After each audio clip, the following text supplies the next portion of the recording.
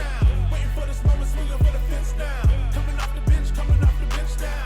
Gotta get up, cause we about to get down.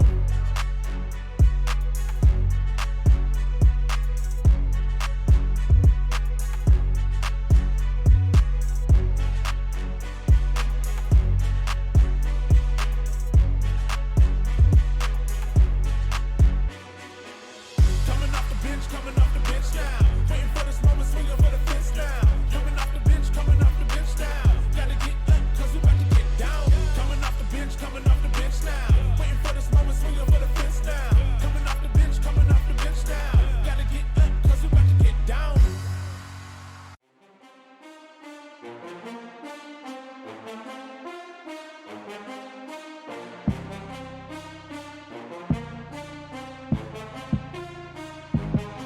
We back again. I'm bouncing up before they count to 10. We back again.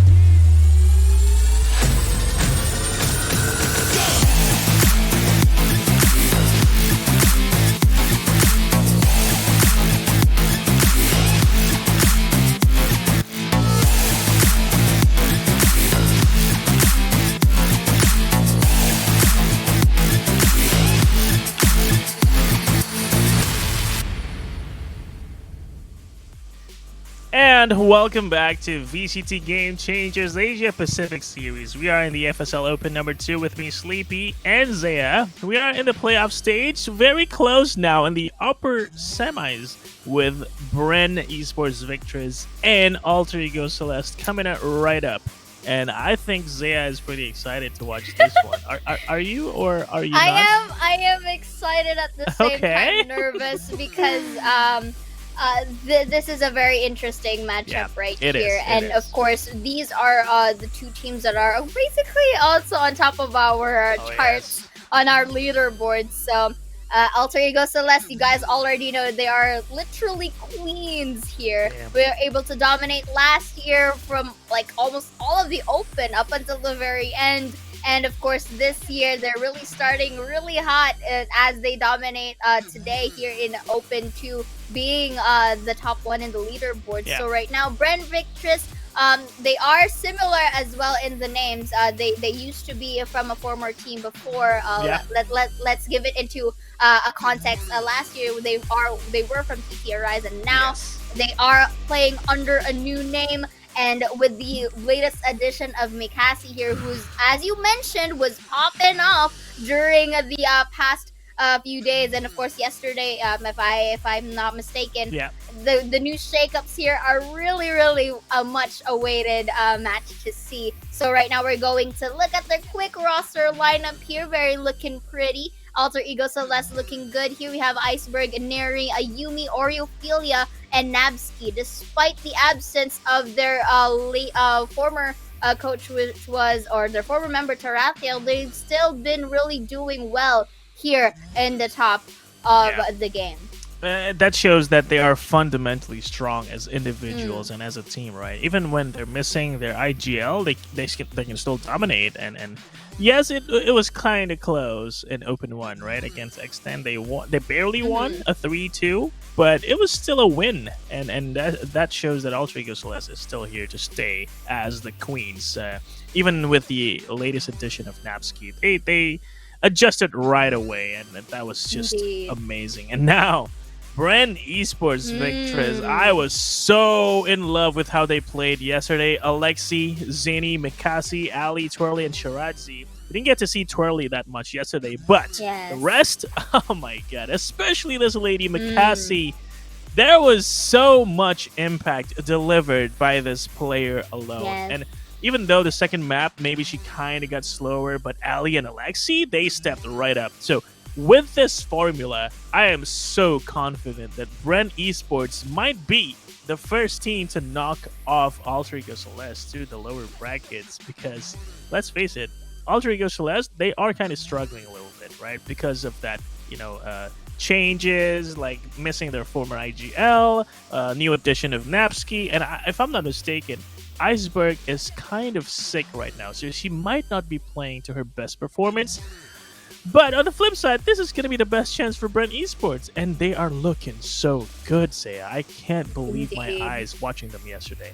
Indeed, it was very much, as you say, you can really fall in love in their lineups. And of course, I'd like to greet Shirazi a belated happy birthday to you as well. Yes, I did see the moment, she just recently entered Brand Esports Victress, and celebrating her birthday already. And of course, happy birthday to you. And of course, good luck again to both of our teams, because I'm just at the edge of my seat right now. Excited. And to be able to cast this really titan of a game is just really exciting. But for now, let's head on to the map selection respectively. So we'll be having the Breeze, Ascent, and Bind. No Icebox or Haven no so Icebox. far. But the interesting thing here is that Breeze is being chosen quite a lot lately here, as Alter Ego Celeste starts it off with Breeze, followed by Brent Esports' Ascent, and the final one is going to be Bind. So both of our teams started off with defense in their respective map picks, so I am excited to see, except for the third game. Map is selected by Bren, and defense is for AE. So I guess AE is quite comfortable in defense lines, because we've been seeing them very much aggressive whenever they're attacking. Yeah. And again, we're going to see Breeze. The selector will start on the defense once more. That means Brent Esports, again, just like OG, they have something up their sleeves for attacking on Breeze, because they chose that side first, or maybe they have a stronger defense that they are going to be saving for later when they switch sides. But regardless, Breeze has been in the rotation for quite some time now, and I guess Game Changers teams have been falling in love with the map, and it's been showing, they've improved so much. It used to be Icebox, but now Icebox is not even in the map pool for this series. But Breeze and Ascent, well, it's an old map, but they are kind of in love with it, and Bren will be bringing us some good shows for that map. But before that, of course, we are going to be playing on Breeze, and these are the agents that's going to be played by our friends from Brent Esports and Alter Ego Celeste. Almost a mirror here. Changes on Alexi's lineup. Ooh, I see a neon tease, but you know what? Don't play with my heart like that, Alexi. Let's see. This is why you never you confess. If you're in love with their games, they tend to play with your heart. But you know what? Let's see if these shakeups are going to be interesting. But right now, as you mentioned, this is an almost what do you call this, mirror fight. The only difference at the moment is the chamber and the cipher. So if Alexi locks this down, it's only going to be a one agent difference. So here, this is Breeze. We've seen a game of Breeze from the previous round. It was dominated by X10 Crit. So let's see if that's going to be a similar feat here for either sides of the team. But you know what? I can't tell, because both of these teams are very much, too competent with each other. That if you decide to collide, you will basically have, a very close fight. Yes, very close fight indeed. I'm expecting a very close game between these two teams. I was expecting that for OG versus X10, but then that first map just went through just like that. So maybe we'll get surprised once more today, Zaya. But on paper, these two teams are at the top three. Alter Ego Celeste, of course, they're the queens. Like, it's almost criminal that they're always there. But Brent Esports, they're stepping up so good.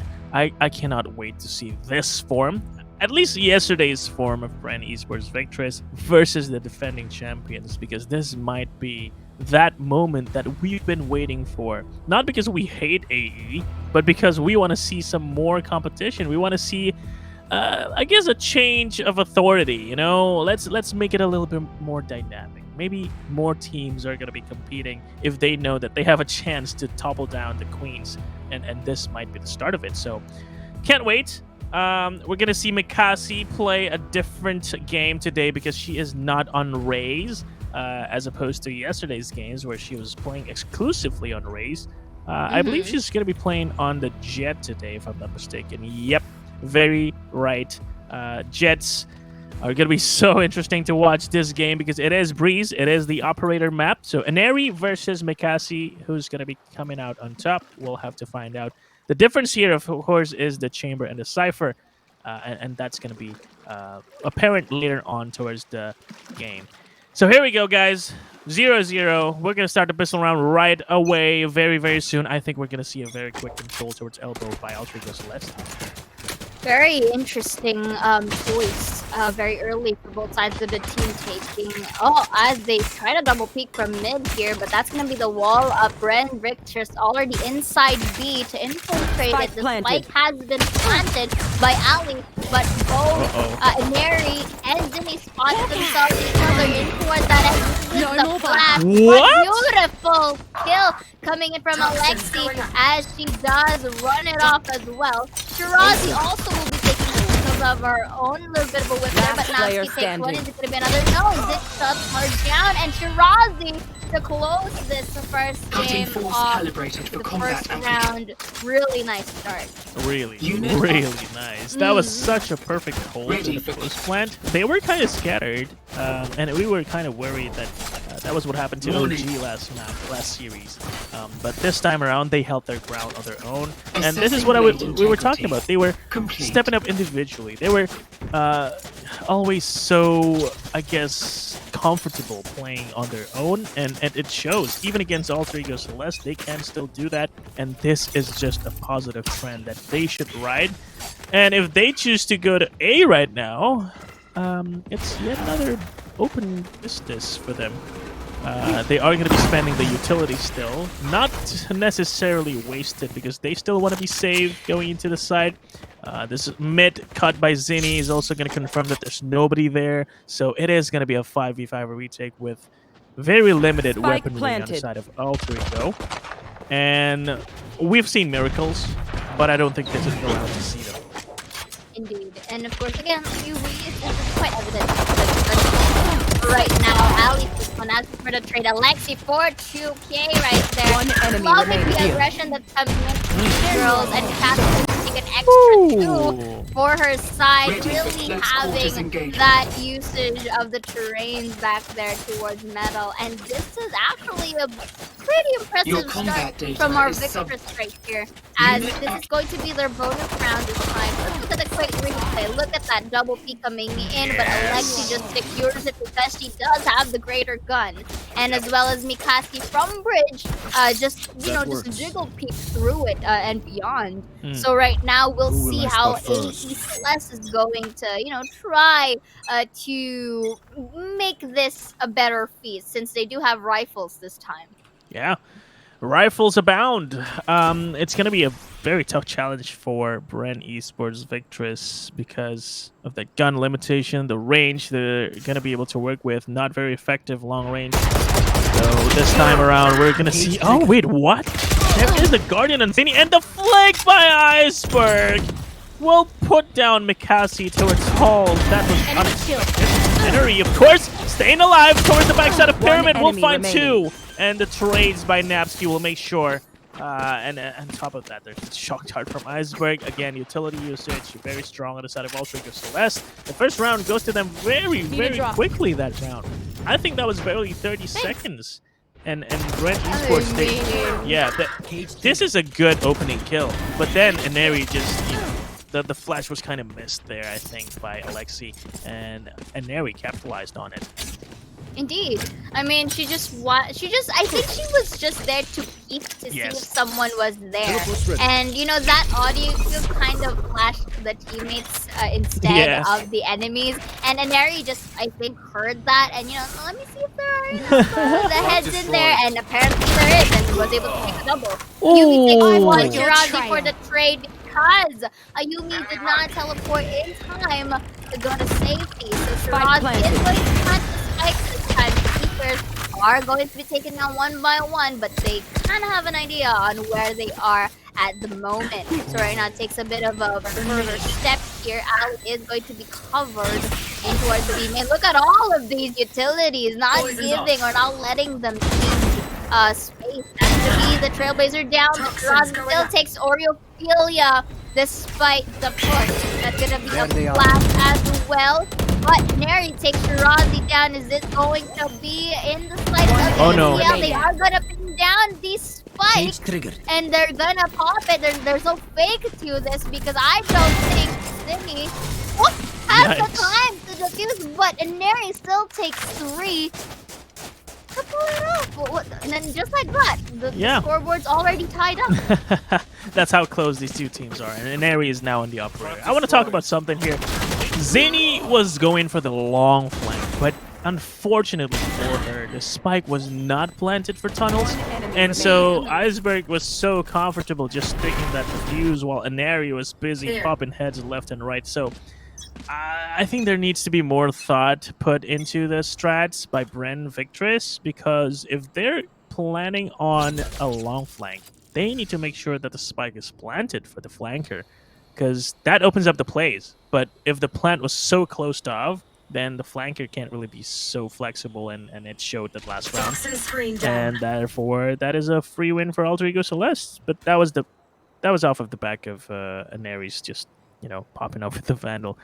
But regardless, it is an eco now for Bren Victress. Only 1 Marshal, 4 Sheriffs, so it is very possible for them to maybe get a kill or 2, and then follow that up with execute towards one side. And I think the favorable side here is B, because only Iceberg is planted towards that side. Meanwhile, A is kind of stacked. But then the rotation is starting to happen, so if they go now, they might be off in terms of timing, but not off in terms of shots, because Alexi, what is that shot? And Iceberg shot the guiding light. That's just unlucky. And look at the follow-up shots by Shirazi and Mikasi, 1 by 1. Alter Ego Celeste just being taken down with the flawless, thrifty victory on the side of Bren Esports Victors. I love the aim on these ladies.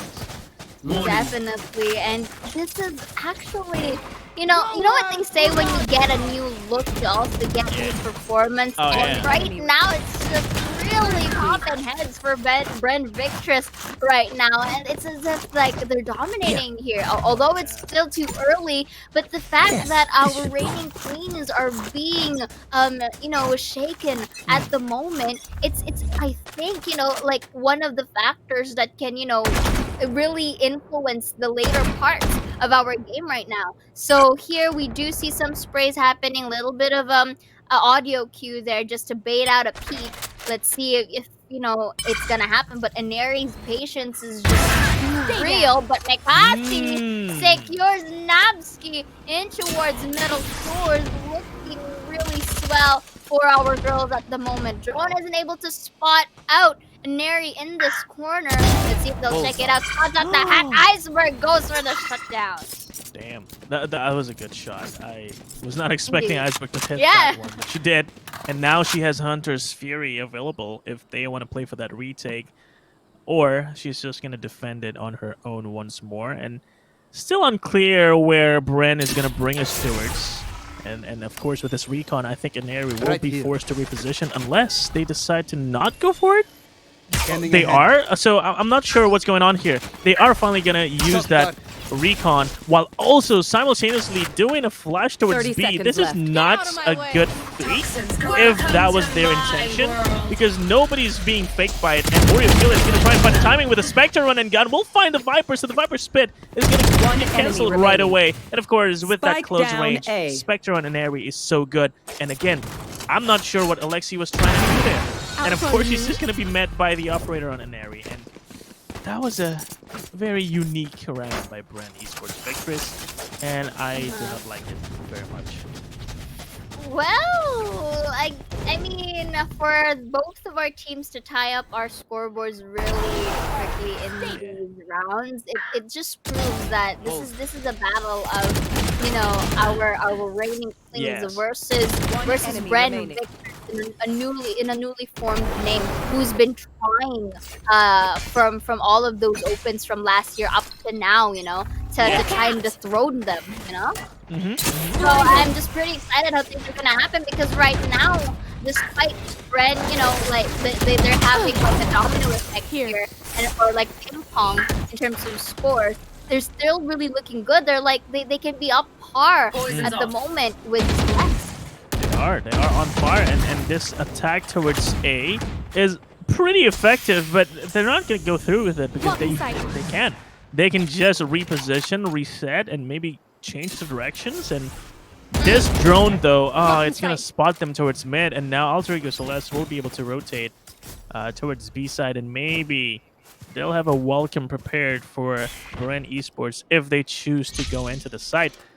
But I love how BRN Esports is taking it so slow, and this allows for them to take more control before deciding where to go, and this will make it so hard for Alter Ego Celeste to read. And I guess more success is going to be found. The Seekers are going to be popped. It will start to signal towards Alter Ego Celeste that it is not going to be A. It is going to be B, but they're just going to go for the retake.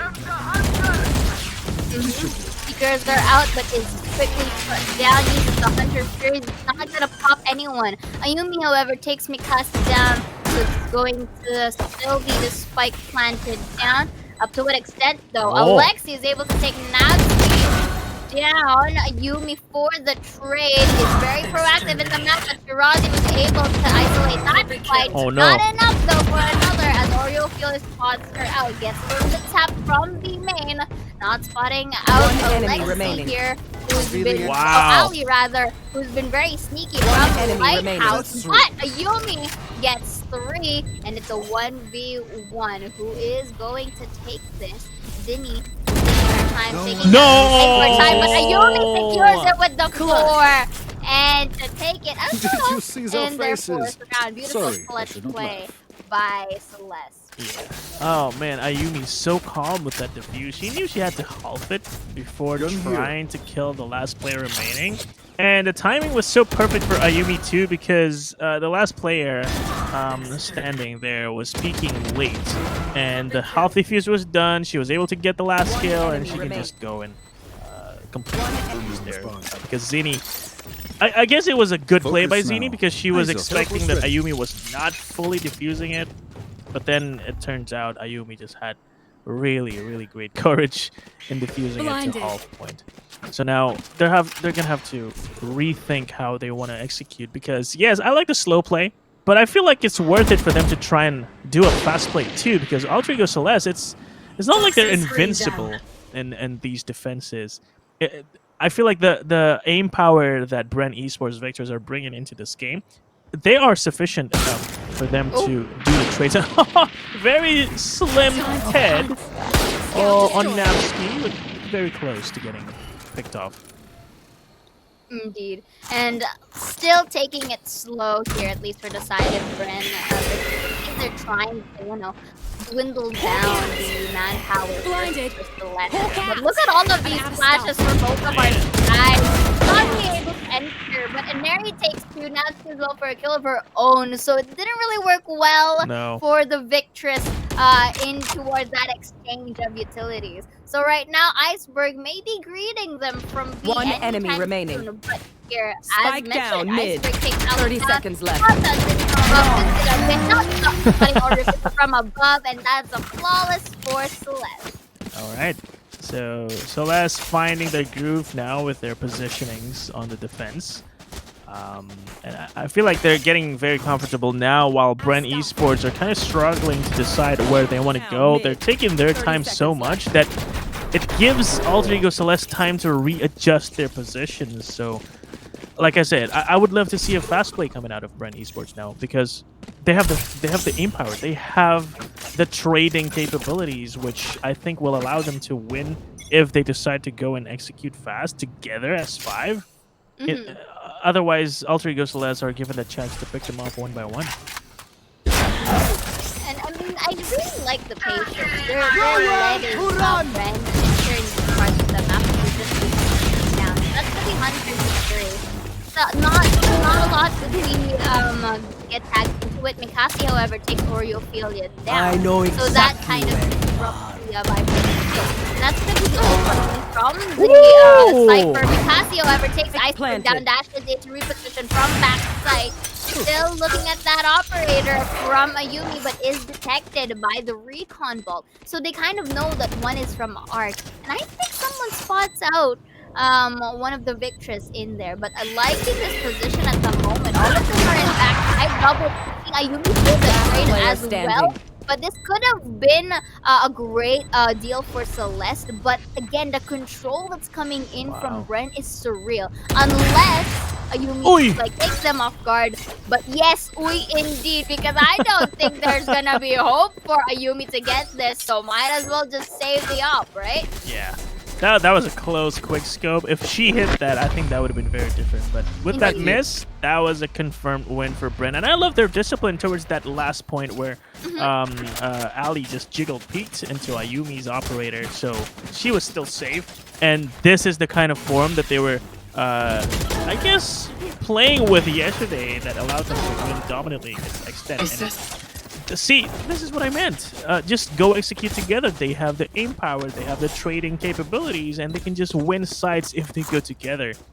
And I feel like they're starting to understand that, and now they're gonna try and do it again, just on a different side.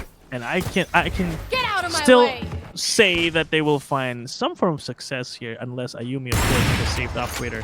Oh, very nice jiggle bait to bait out the shot from Ayumi, and now with a toxic screen, there's just no way for Ayumi to try and find a pickup unless the timing. Oh no, the Trailblazer didn't affect her, and that allowed Ayumi to try and see if they can get a kill, and now Icebreak is following up with 2 kills of her own. And with that, a 2v3, making a 1v3, making a 0v3 because Ophelia just made sure that I don't have to comment anymore in this round because they've won it 6-4. And that, my friends, is a very good example of a caster's curse. The moment you just say stuff, the moment things are just gonna drastically change. Thank you, Sleepy, for your service. But right now, again, there's a reason why you can't really comment from earlier because of the speed that AECL is just able to really, control Gran on a site, not really letting Bren Esports have that space to just try and reposition themselves. So I kind of understand you on that regard. So this is also a good call for Bren to actually get their timeout because although they really had a good start from the previous games, Celeste, however, was able to bounce back, and now they're in the lead. Of course, you wouldn't really want to let that happen if you were on Brent. So this is, I think, them taking their time to just try to reset everything and, focus on what they did right, just so that they can try to do it again, but with a bit of modification, because I feel like Celeste kind of understood some amount of pattern that Bren was doing for them to shut them down. Yeah. The reading by Ultra Useless, that's what makes them a really strong team, right? They know how to read teams. They know how to adjust very quickly, and it showed how Bren Esports was doing so great up to that point where the Trailblazer kind of missed Ayumi, and Ayumi was allowed to re-peek and get a kill. And now they're going to try again towards B. It is free. It is open because Ultra Celeste switched it up and took aggressive control towards mid and elbow. And maybe this will work out in their favor if they find the timing. But there's a trap. The trap was behind Oreophilia when it was placed, so Oreophilia is not detected here. But will Zany know about this? I think she's gonna spot one. Yes! That is the tag, and Oreophilia decided to just go and ignore Zany, and that was a big mistake. And with that, a 3v4 post 3v5 make it. It's gonna be a very just stay still. One kill and up. Wait, okay, never mind. It's over. Alrighty then. Again, the moment that Celeste didn't really give them a chance to breathe from previous round, they kind of, brought it back to them, and I like it because it's like a rally. It's a game of ping pong that both of them are just throwing each other like the strategies that they've been trying to pull off for these past few rounds, and I like it. Although we do see, at least in terms of our scoreboard, 2 win streaks for Celeste, 2 from the other, 1 of each, and then there's 3 from Bren. Like the alternating progress for both sides of the team, it just means that we're starting to see like a clash. Or basically their skills to this point are very much in the zone, and it's kind of hard to predict who will basically have the upper hand here. Very slow start again to this round by Brennan. Again, I have to say they look so much better when they're just committing as 5 instead of spreading out and getting picked off one by one. But maybe this time there's going to be a difference. Yes, that is the difference. Zini will get one. That just opened up B so much, and they can just go and I guess follow up on this takeoff. With this free B side control, they're just going to be playing the post plan again, and we know that post plan by Brent Esports is looking really good. So I'm really looking forward to that. But Ayumi, what an awareness by her, knowing that Mikasi was possibly on top of that broken wall because of that updraft sound cue. And with this, the retake is on. Retake indeed, but Ayumi's really popping up with the My guard. That's triple Yajirazi to shut down Abski to get 2. And just like that, 7-5 here, favor of Celestial first half. Okay, I did not expect Ayumi to just go ham with the Guardian, getting how many kills was that? 3? 3. And the discipline too. I think the game changer there, no pun intended, was the fact that Ayumi was so aware of that updraft sound cue. She knew exactly where Mikasi was going with that updraft, and she looked up. She ignored all these other angles that was on head level with her. She just looked up and found Mikasi, and that kick started that retake. And all these small details are what I think makes a team like Alter Ego Celeste be consistent and stay on top all this time. And if they can just stay consistent like this, yeah, they can bring this back. But Bren, we've seen some really good stuff coming out of Mikasi. Even though she's not on Ray, she's on Jet. She's just as effective, if not more. And I can't wait to see more out of her, especially when she's defending later. And maybe we're going to see an operator coming out of her as well. Maybe, but again, I will agree with your points from earlier. The fact that Alter Ego Celeste is basically able to alter, you know, no pun intended, their outcome with each and every round. It's just really amazing because if you notice as well, whenever they try to go for retakes, they're not really going alone. No. And their usage of utilities as well is very much crucial whenever they're attempting the said retake, because they kind of take their patience, they take their time in identifying first the locations of their enemy, which is basically Bren, before they can even go to action. And I think that's like one of their advantages as well, because they're very much so used to their communication at this point that it's really nice to, or really much easier to get these communication going, especially in, you know, in a pinch situations like these. So earlier, Bren was really starting off pretty good. Celeste was able to bounce back with a 7-5. This time, however, on the second half, I'm excited to see if Bren would also, you know, try to bounce back again here for against Alter Ego Celeste.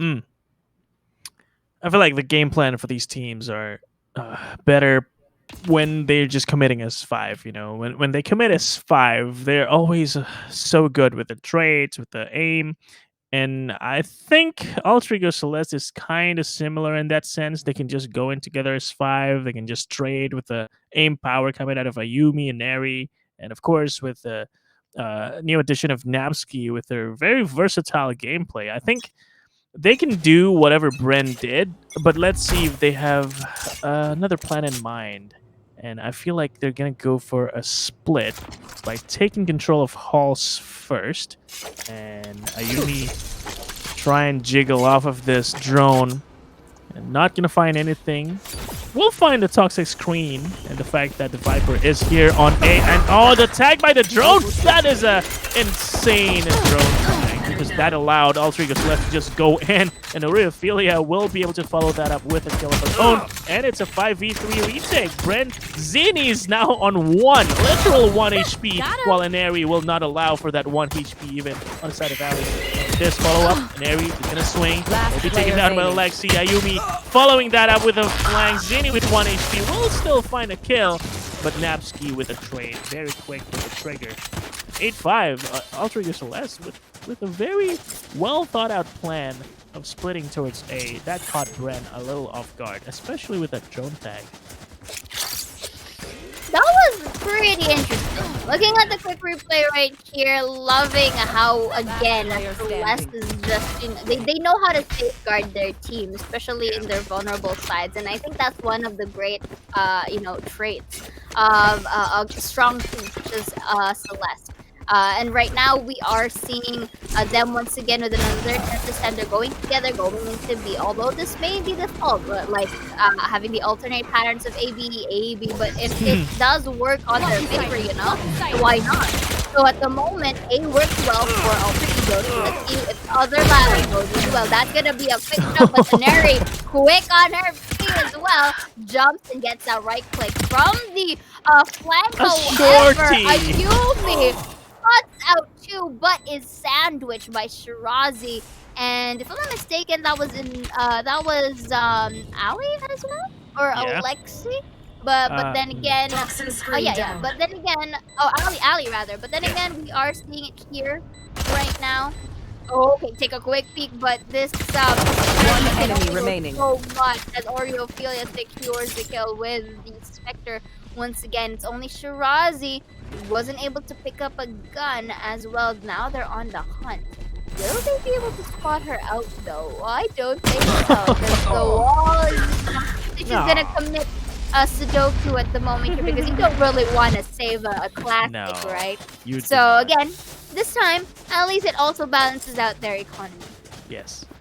An interesting moment where Mikasi was pulling up a shorty on Breeze, pushing towards mid where it's so open and so many long range angles to work with. That's not going to work out very well.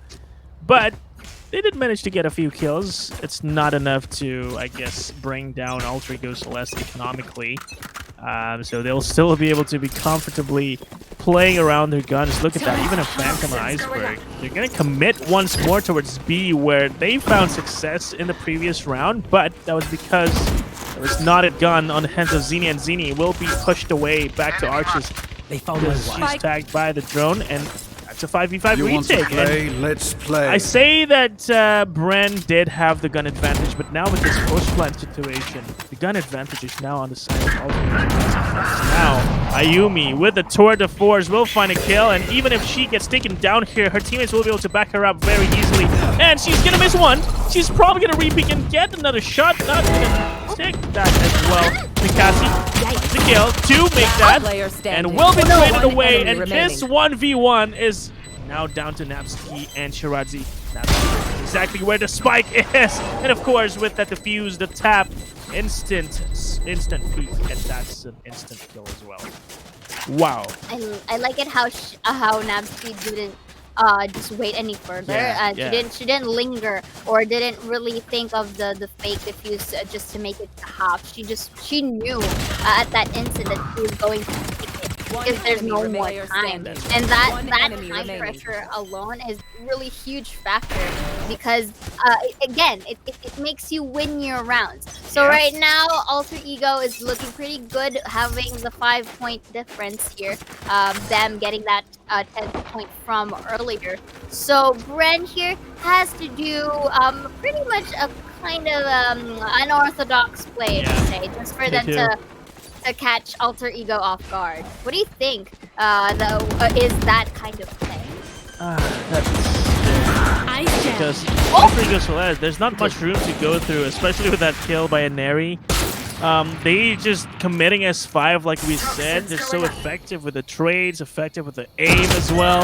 The shot is good. That's gonna find a kill onto Ayumi. So that's opening up this retake possibility, but Iceberg is so ready for this flank. She's gonna swing onto a knife-wielding Mikasi. Will get traded by Alexi, and this is a 3v3, so it's very, very winnable. But again, time pressure. They're running out of time. They are still finding the trades, but I don't think they have enough time to get the spike and defuse it, especially when their heads are popped by an area. Napsky 11-5, and now Bren Esports is in a dangerous territory. And you talked about unorthodox plays that they need to come up with, but against Alter Ego Celeste, who's just committing S5 right now, there's just not much you can do. If Alter Ego Celeste was playing it slow, then maybe there's room for you to move around the map, maybe go aggressive on one side, be passive on the other. But when Alter Ego Celeste is just pushing you, you don't have a lot of options, and you just have to defend very well, and that just comes down to how well you use your utilities and how well you rotate. Exactly.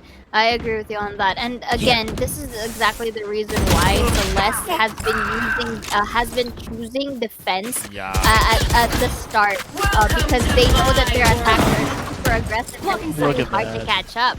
And again, as you mentioned, look at all the abilities used. Austin's gonna take it down, but there's gonna be the trade coming in from Ali. But it's a 3v3 fight this time, with Ali like clinging on to 9 HP, and that was a close call for the shock guard as well.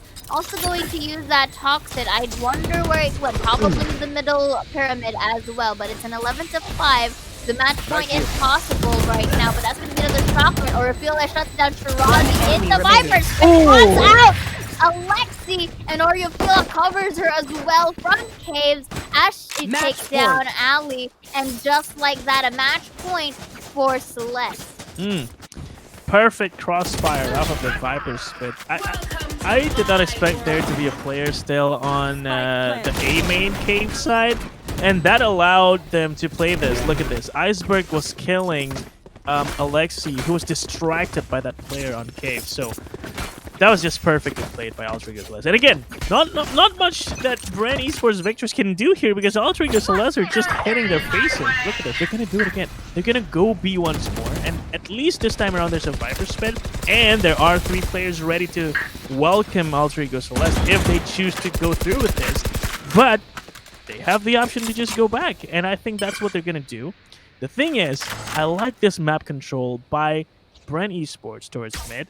So if they decide to go through tunnels, they will find out. If they decide to go mid, then they will also find out. And there is a trap towards A main entrance. And this might be the solution to what they're facing against Alter Ego Celeste in the past few rounds. If they can make use of this map control, they can win this round. Indeed, but right now, beautiful wall that coming from Inari as well. Ali for the trade with that bulldog, using the recon ball for a little bit more space, but it's easy to nice. The blade storm to shut down Napski for the trade to get that secret done. Not done yet, as Iceberg from the behind takes Shirazi, who was trying to get out from the Viper spit, into getting that flank, and just like that, we are now down to a 2v3 manpower in the side of Alter Ego Celeste. Ayumi from the corner wasn't able to be spotted by Ali, and it's all up to Alexi to actually prolong this, but with the situation at hand, I don't think that it's going to be suffice, because the double peaks are there and very much possible. Nowhere to run! They're just jiggling, and she's even committing her Hunter's Fury and a flash to boot. Napski just swings and picks up the head of Alexi with that. 13-5 is the final score for this first map on Breeze. Very dominant performance by Alter Ego Celeste on their map pick. And this shows that the Queens are still here to stay. And BRNV Esports, yes, they did show us some really good rounds in the first half, but towards the second half, they can't seem to find anything.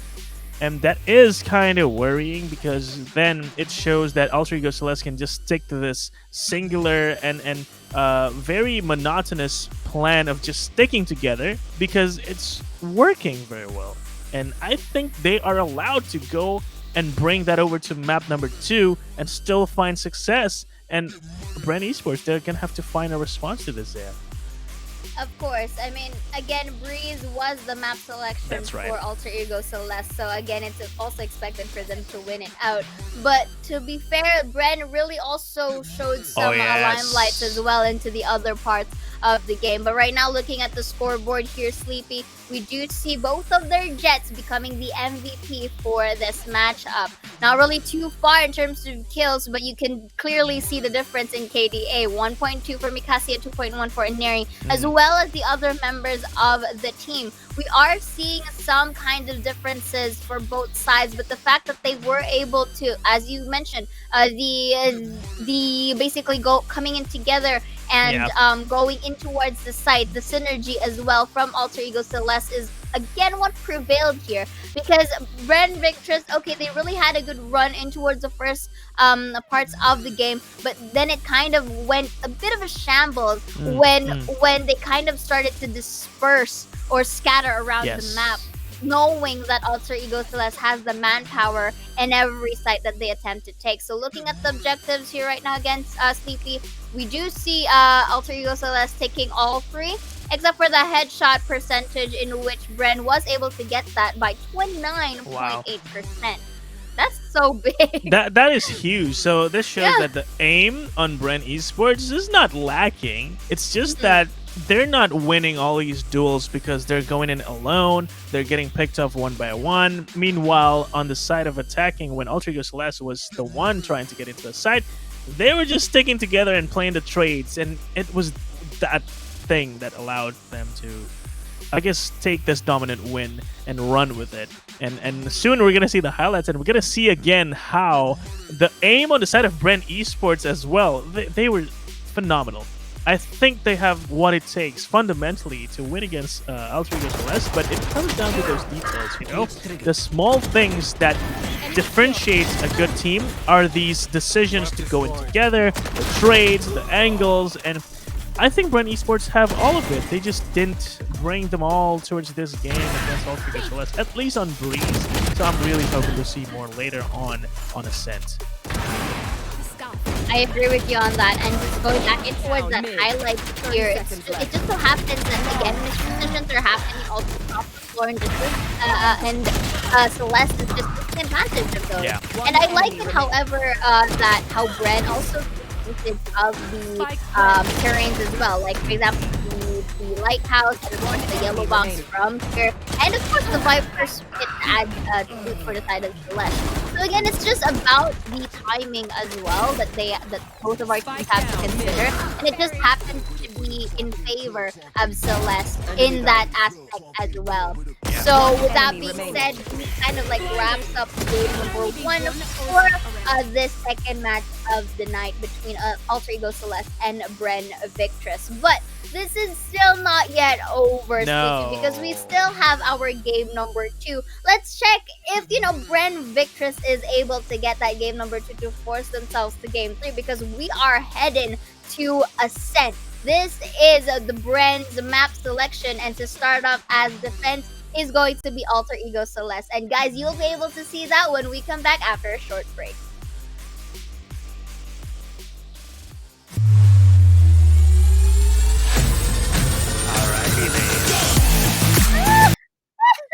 Oh no.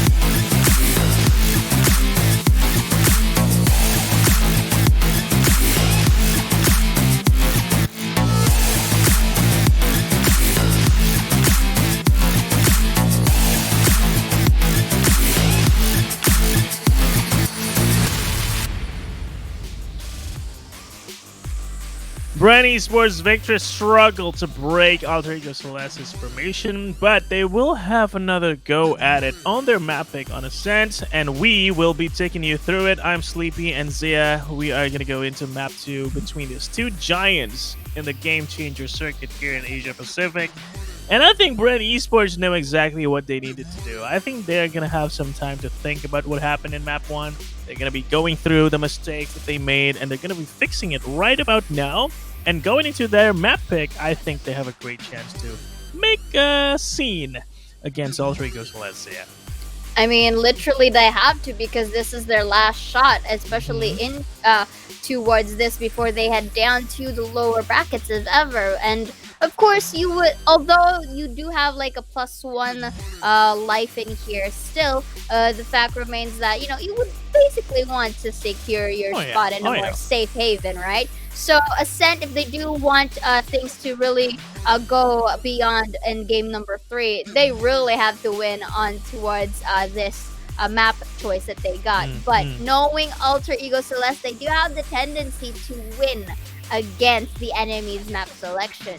So with that being said, I'm pretty much excited how both of our teams are going to go, because at this point, Ascent is a very much used map in here, and probably the first small map, at least for tonight. So again, I'm really excited to see how both of our teams are going to play it out, because in terms of skill, there's no question to that. It's just the amount of gameplay that they are going to execute. And take note, this is a different map from Breeze, not that big, so I'm pretty sure there is going to be a difference as well, or similarities in terms of agent compositions, because timing and of course positions were in the favor of Celeste from game number 1, and of course the capability to double peek and refrag for the team was in their side. So let's see how BRNV Victress is going to counter these said traits out, because it's very much seen and demonstrated from us earlier. You didn't even have the chance to talk as well,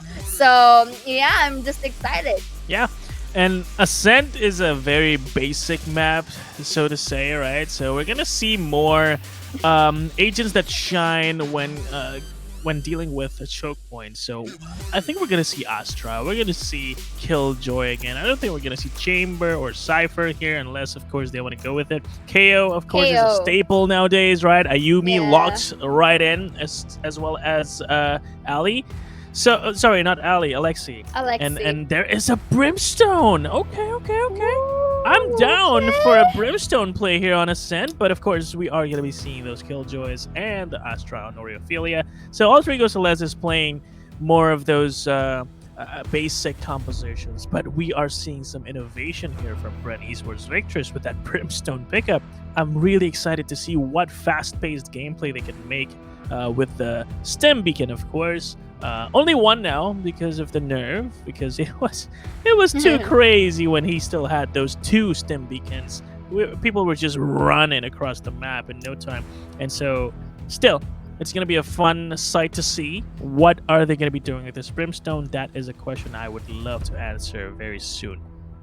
Exactly, and of course, right now with that, Brimstone's pretty much interesting. Shake up here for the side of BRNV. The question is, will it be in effect though? Because take note, Alter Ego Celeste has your Killjoy Astra combination, so you also have to take note of that as well, because if properly timed or procced, it's going to be very much lethal, because you have the pull and you have the swarm grenades, so your health is going to deplete by a lot. It's going to get worse if there are 2 swarm grenades in a single pull and you happen to pass by it.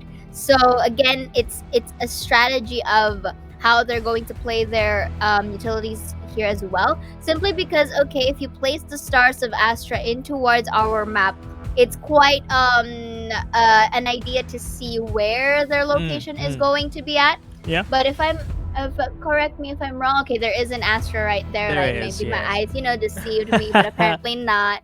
Because Oriophilia has been very much flexible with her picks, more on the controller side. So it's understandable that she will be choosing Astra in towards this map. But what really interests me is also the suppress that's going to come in from both of the KOs here. Yeah, the suppress is going to be what's key here, especially with Killjoy on the defending side. Can they find the Killjoy? That is the question. But for now, that is a question that Alexi will have to answer.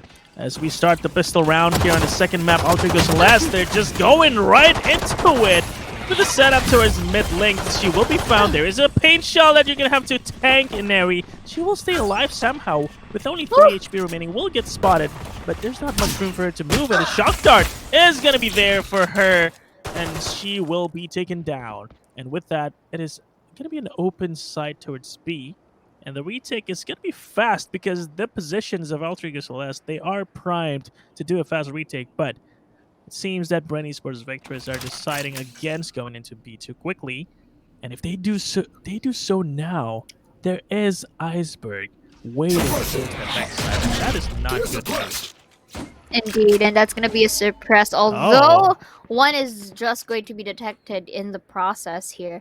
I think they will call a B-side take here. Take note that Mikasi is also low on health, so I guess she may use this bait here, but Natsuki takes one, takes the trade, and Natsuki for another will be pushed by Mikasi, but Mikasi with low on health is forced to go back and reposition. They have an idea now, but that's not going to be a headshot as Ali just sprays her down with the frenzy. Looks at the jiggle peek right there. Mikasi hanging on by a third with 13 HP. Alexi though takes Oreophilia down from Belong. We're not able to see Natsuki, but Ali secures the kill. First pistol comes from Bren. Yes, the key was there when Ali killed Iceberg with a frenzy. Because if Iceberg found Ali, that was a tough spot to be in for BRN Esports Victress.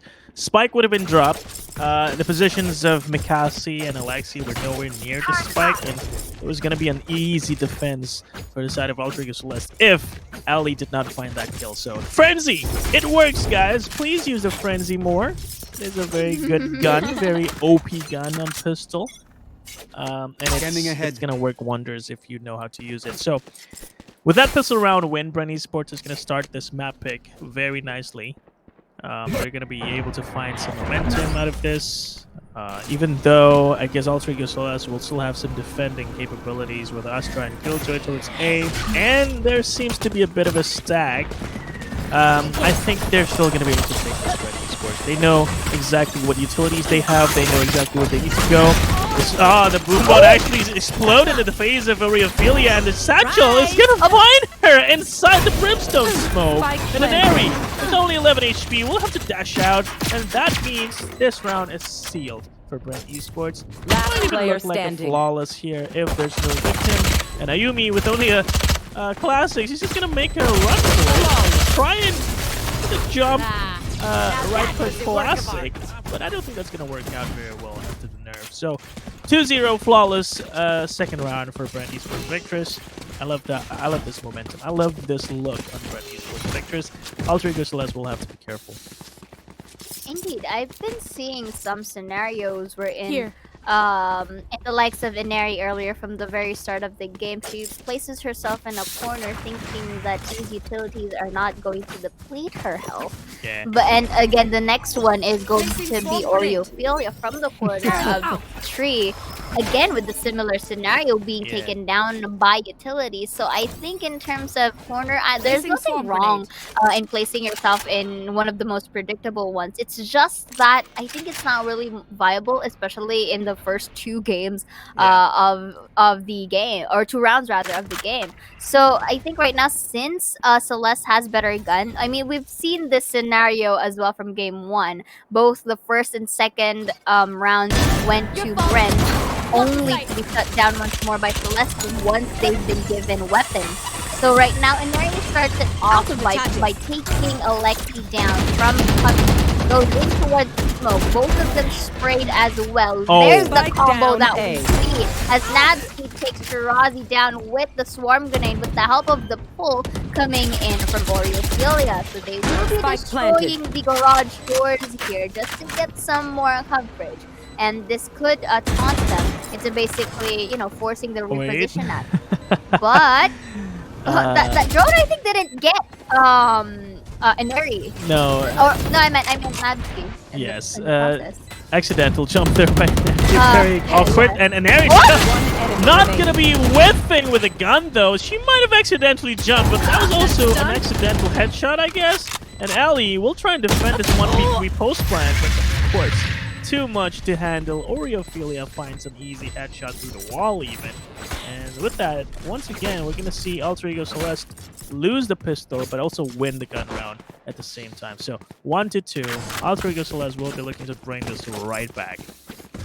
Indeed. I mean, this is, again, there are momentum driven. So you gotta be careful about that as well for the side of Bren. But on the side note, though, Bren has their own strengths as well. They are able to really come on par with Angels. It's just that timing and position is also a factor to winning that said feat. So far it's still 2-1. 1 point difference in favor of Bren at the moment. So because, again, this is like the pattern. Once you give Alter Ego Celeste a very good weaponry, they will pop off, and it's been proven once more in towards this next game.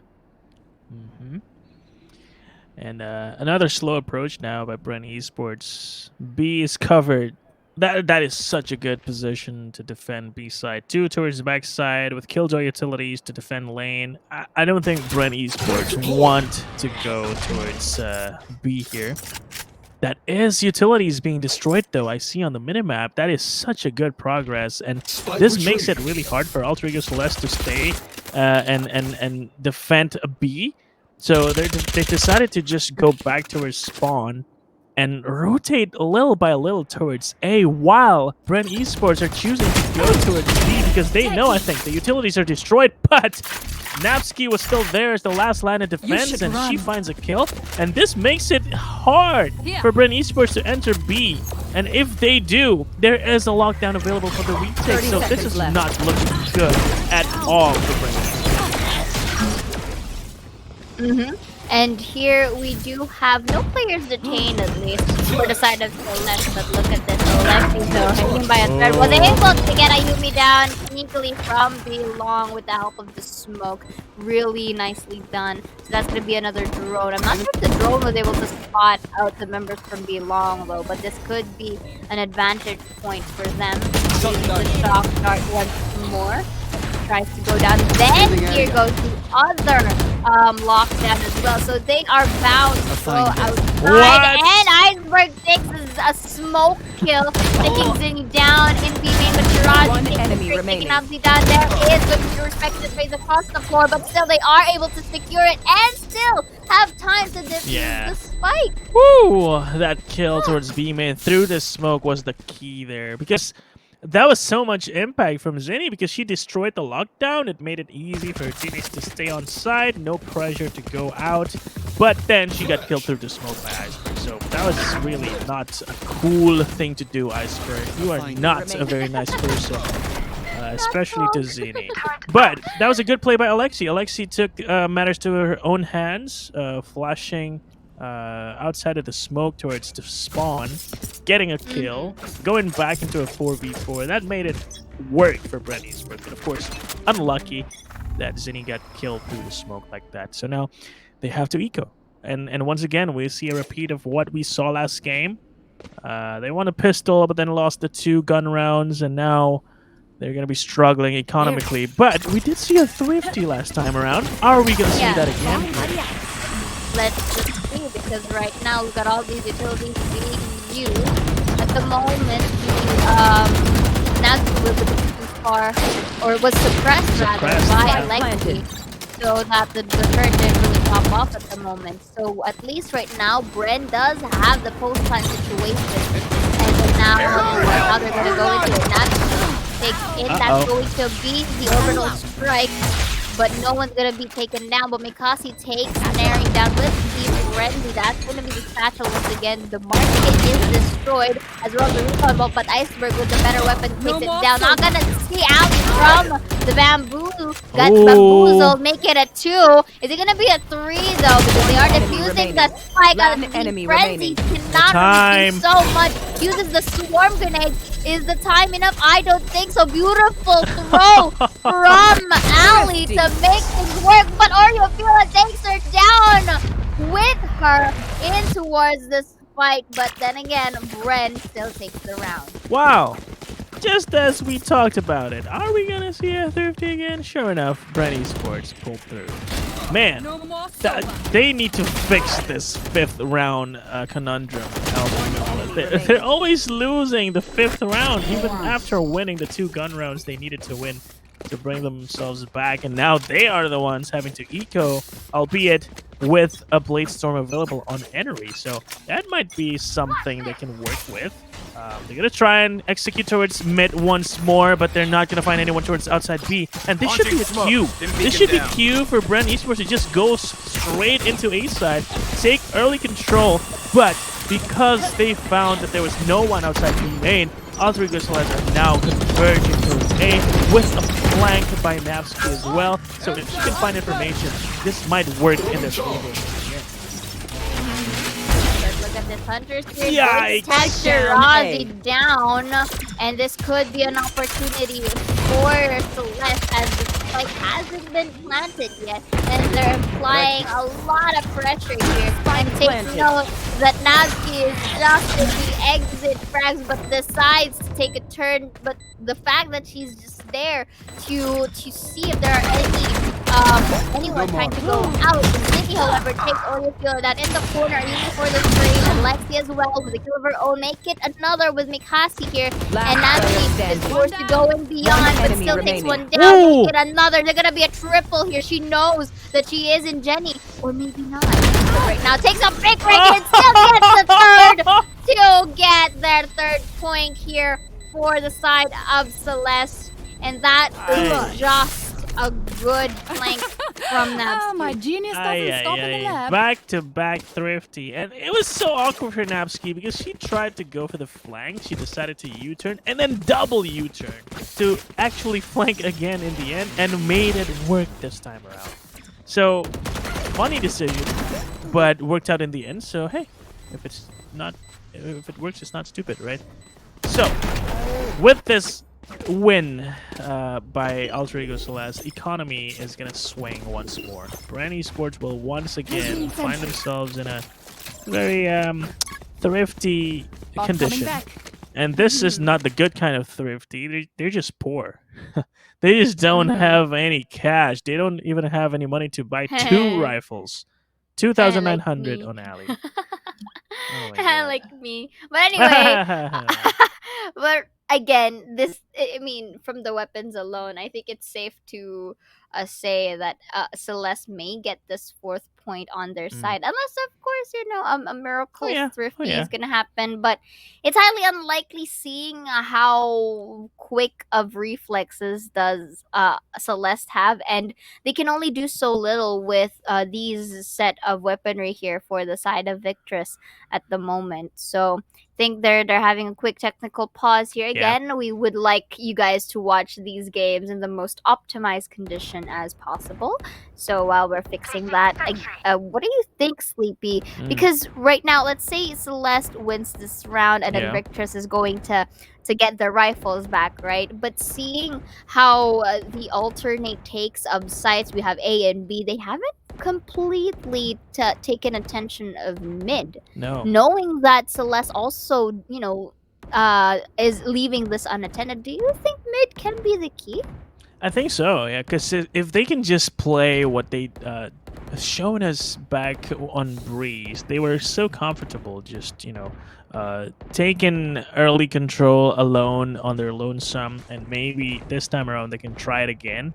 I don't like committing S5 as much here on Ascent because of the choke points. On Breeze, it was kind of fun to go S5 because there's it's such an open area. You can always find new positions. You can find new angles that you can entry towards. But here on Ascent, if you go S5 all the time, it's so easy to read you. And the flank by Napsky, you saw how pinched they were just because of that one move by Napsky. So I think mid could be the answer. You're right, Zia. If they can just take that control and I guess play around the rotation on the side of Alter Ego Celeste, then maybe they can cut some people off. And that will make it easier for them to hold the post plans because so far they've been able to get onto site, but the retakes have been pretty good by Ultra Useless, and that's because they still have the manpower to do that. And if they can just cut them when they're trying to go for the retake, then that would make things so much easier for Bren. But with that said, I don't think they can do that now because, again, pretty poor. Yes, like me. Anyways, oh, man. No. But looking at things here, at least for the side of Bren, other than mid, I think it's also nice for them to let Celeste approach, because notice the previous rounds, they are the ones pushing. They are the ones like rotating and being proactive in towards our map for Celeste. Yeah, look so at maybe and Ari is really, popping off. Like, right now, look, he's eyeing out on the potential flank from A main. So look at all of these facilities, use the showstopper. Not going to spot anyone at the moment. But all of these kids, they are a sign that they're here. Iceberg for the trade, but there's going to be another kill for Alexi there in the process. And they have the lockdown as well. And I think they will be getting 3 guns. Too, but no way. The suppress that came in from Ayumi, and Mikasi takes over from the behind. Is there going to be another Ayumi though? Will be continuing the process as well. But Alexi to clean it with a 3rd, and just like that, we saw the thrifty that happened as well in game number 1. I mean, round number 1. Yeah, game number 1. Series 1. Series 1. There you go. Dude, 3 thrifties in a row? I don't know what's going on here. But the economic swing is apparent. Like, they're always switching sides in terms of economy. They're taking turns being poor. I don't think being poor is something you want to try and take turns for. And so, please do something about this, teams. Do not get thrifty. Do not try and get yourself killed by sheriffs, friends, and the likes. And, well, this swing is good, and Eri will be able to trade out Mikasi. That means there is still a possibility for them to defend this really well, especially with the Bucky, but there is a drone. The drone's gonna spot around, but maybe it's too late. No, it's not, because they have time to turn around because of that flash. Alexi, what is that shot by Ayumi? What? That is a double kill with the Bucky, close range. And if they decide to try and revive this, I think Ayumi is very comfortable just playing around this. Oh, the beautiful suppress is just so timely. But the flash though also flashes Ayumi in the process. But Nevsky still takes a sheriff kill. And now we're back on tie, and the economic disparity is again it's on a seesaw. It's on a seesaw. I don't think you understand how crazy this is. That is 4 thrifties in a row. It Have is. you in your life seen 4 thrifties in a row? No, I have not. And it's fun, yes, but again, why are you taking turns being poor? Try and stay rich for once. Try and stay rich for a change. I don't like this. the law of supply and demand, you know, guys. Okay. There's a thing like that. But at least right now, it's a kind of a broken buy for the side of Brand at the moment. They do have armor, sure, or half armor at least, but you know, as you said, this isn't really a good situation to be in for both sides of the team. So right now, I am seeing a little bit of presence from mid. They are quite persistent in taking this A short take for both sides. For both Brent and Celeste, but that's gonna be 1 down. Ordinary is gonna be another shot out. Lexi, but not gonna be a kill. With Gerard 6-1, or Ophelia for the trade out as well as the kill of her own. And Ophelia uses that spray down and the classic right click to secure that 3rd kill, and not even letting them plant the spike. Finally, a team that has some sense in it. They don't want to be poor again. They actually made the shots work this time. And it was off of the back of Enemy's operator. It was a great deal there that she got 2 kills, both towards A short and A main. So yes, she did die in the end, but that allowed Aurelia to get just straight her out. make it an easy defense for Team Alter Ego Celeste. So, yes, please do that. When you have the man advantage and the gun advantage, please make it work. And they're going to try it again. And Alexi, she did not spot Enery out. And that allowed Enery to get a free kill and get the hell out of there. And this man advantage is going to be so huge for Alter Ego Celeste. They will make this work this time. Unless we're going to see something happen here. But with that recon dart, that's going to allow Alter Ego to gather information and, I guess, make decisions accordingly. Indeed, but again, I feel like Enery's presence with the op kind of swayed back a bit the early aggression that Bren was about to do here towards B main. So now look at how careful they are in trying to enter the set side. So look at this. They haven't suppressed anyone here, but not gonna detect. So here, I think for Ayumi, just repositioning is fine. Just so they can get like an idea to where Bren is at. But Bren taking their time as well is really scary because look, they're making their way towards market and not be long. This is the mid-take, yeah. This is the mid-take you were talking about, and it's maybe going to work, maybe not, we'll see, because Mikasi will still have to go into the side, and Iceberg is still there to defend it. And if they go and find the right timing, they might be able to wait it out and just wait until Iceberg gets detained, which she did. And so this is going to be a free kill because she's going to show herself, and that means the side is taken due to that mid-take you were talking about, Zaya. I think this is what they've been missing so far, and finally, they're gonna find that entry for this plant.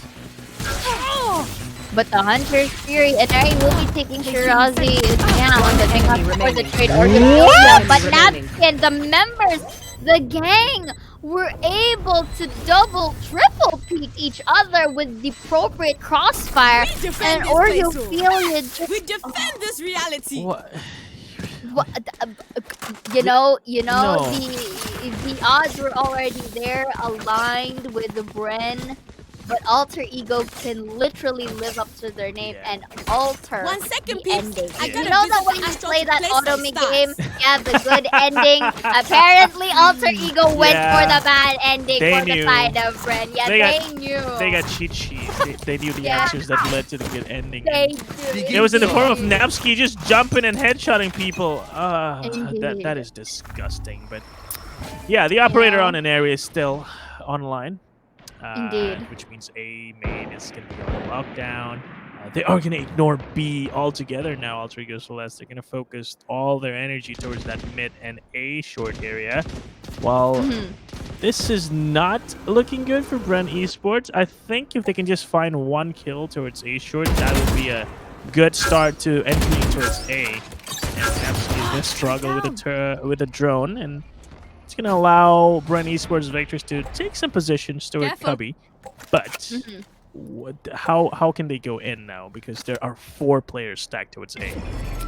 Because if Alter Ego knows that they are going to come cheat from sheets. A. Yeah, like they're cheesing these things up on us. You know, like when you're ordering pizza and they ordered the extra pizza. Oh, yeah. And the recon vault, that was so useful, was able to detect numbers. Well, uses the updraft for the safety, and just like that, the bodies hit on the floor, and to end it, Ali, from A main, their positions were just too accurate. For not even letting Bren, react to how they're going to take the Cubby. I don't know how Enery stayed alive there. She was on the verge of death. She updrafted, yes, but then apparently that was a gap where she could have she stood on. Yeah. Stayed alive there. So, damn, that was close. I thought it was gonna be a good kill towards A, but then the A short defense was flawless by Alter Ego Celeste. And this is an interesting timeout because there's only 1 round remaining. I guess get anything you can get, I guess. So if they can just win this round, it's going to be a closer half. 7-5 is obviously better than 8-4.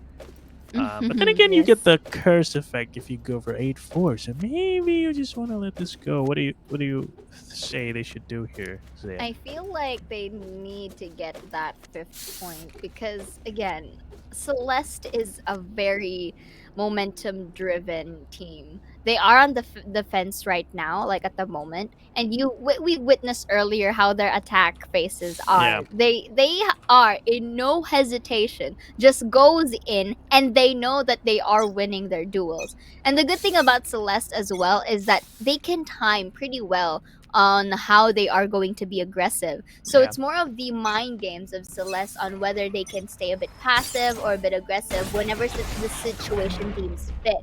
And for Brent to win this fifth point potentially for them, it could be a huge factor because it's going to be much easier for them to catch up if ever they are able to read Celeste on the next half. Oh my. Spike down B. Jerry takes the first blood, but Alexi follows through because it's understandable since Denari only has an op to work with. So they're going back here from B as well once more.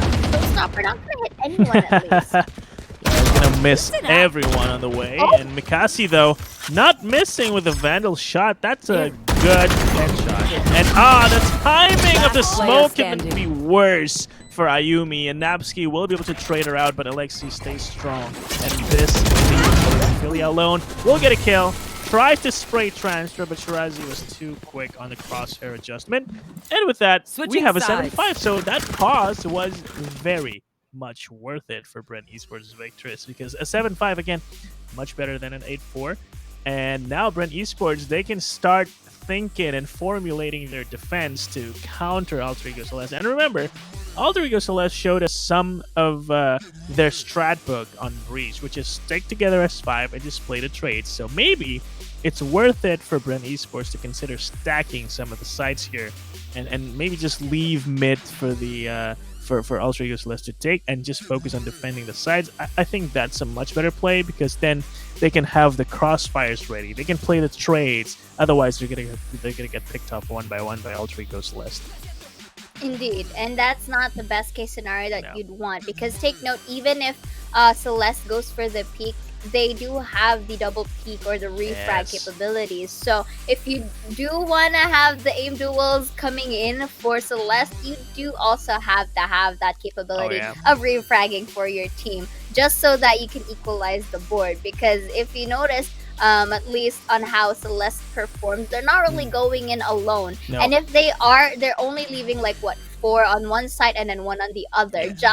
And they're leaving that lone player not to attack, but to be more of like your camera, or like your walking CCTV. That's right. Just to give information to where these teams at. And I think that alone is really amazing on getting their tactics right, because even if like time and time again they do it, the gameplay always is different. So it's quite hard to depict or to predict what kind of strategy are they going to do here. For Bren, however, we are shedding some light in towards their attacking phases. We noticed earlier as well, Sleepy, that they are going together whenever they're taking B side or A side. The only problem is they're too much cornered together, that they're being sandwiched by Team Celeste. So if they are able to work around that, at least, but this time it's a different thing since they are defending in here.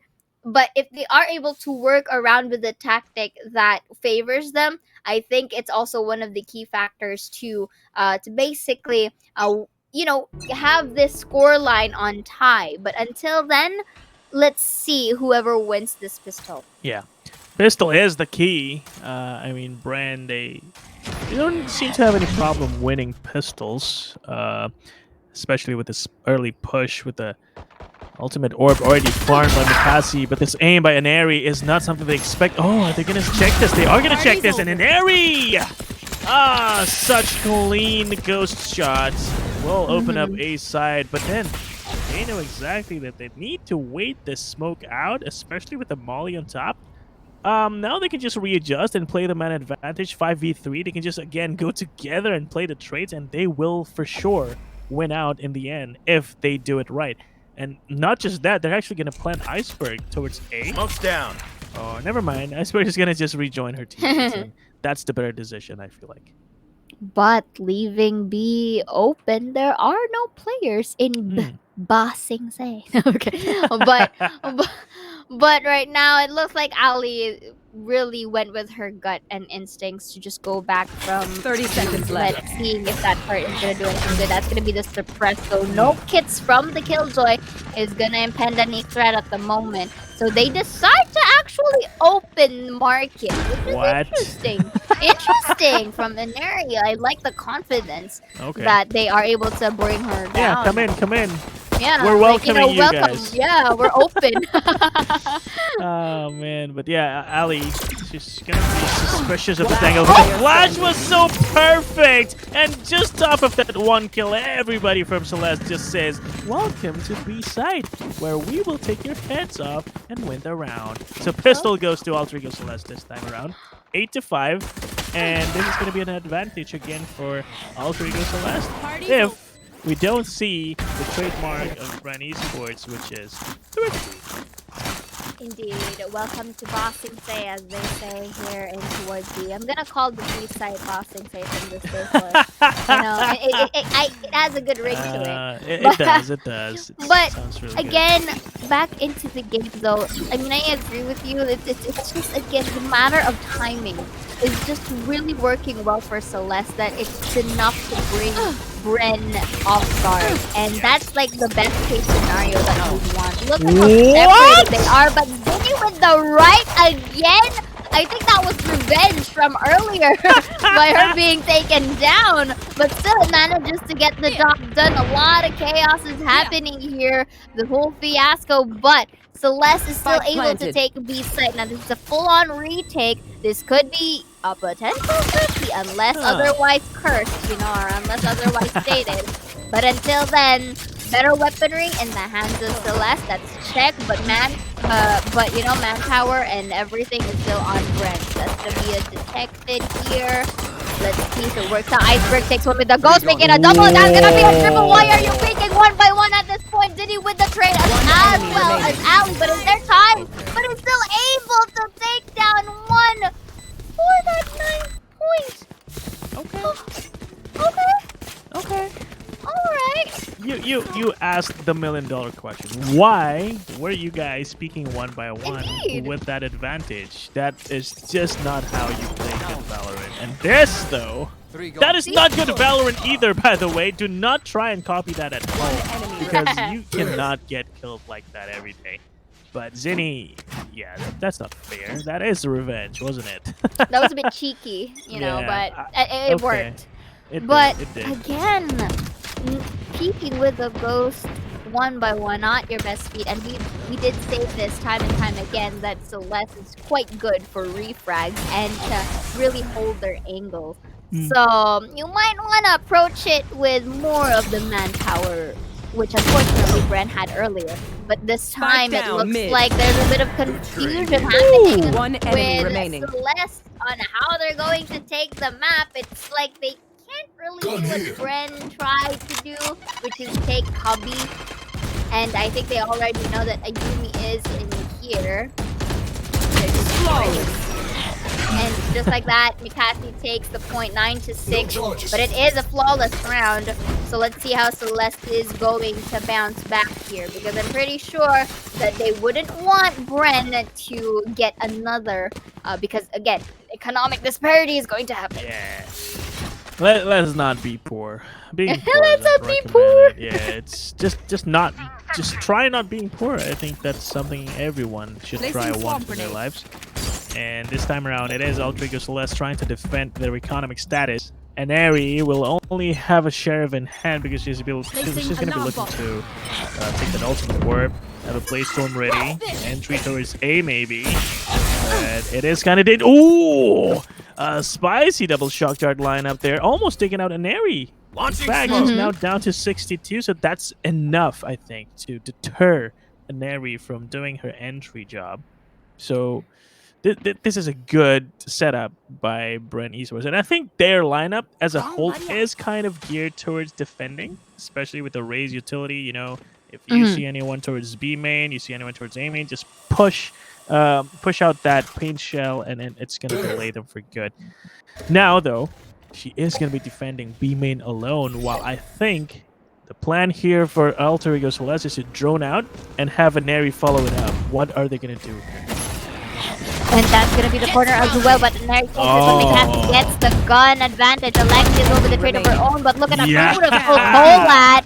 Now Bren is going online here. I like the attempt though that Celeste tried to play for time. Maybe in the 40 seconds of the game, they're going to try to enter the site, but with the synergy that happened between Alexi and, if I'm not mistaken, that was Shirazi as well in the KO. Okay, it was Alexi. And there, Alexi. Mikasa, yeah. So that alone is going to be such a huge feat for them, and they don't have time. That's gonna be one exit transfer. Now it's gonna be another go. No, as Mikasa shuts her down with a third.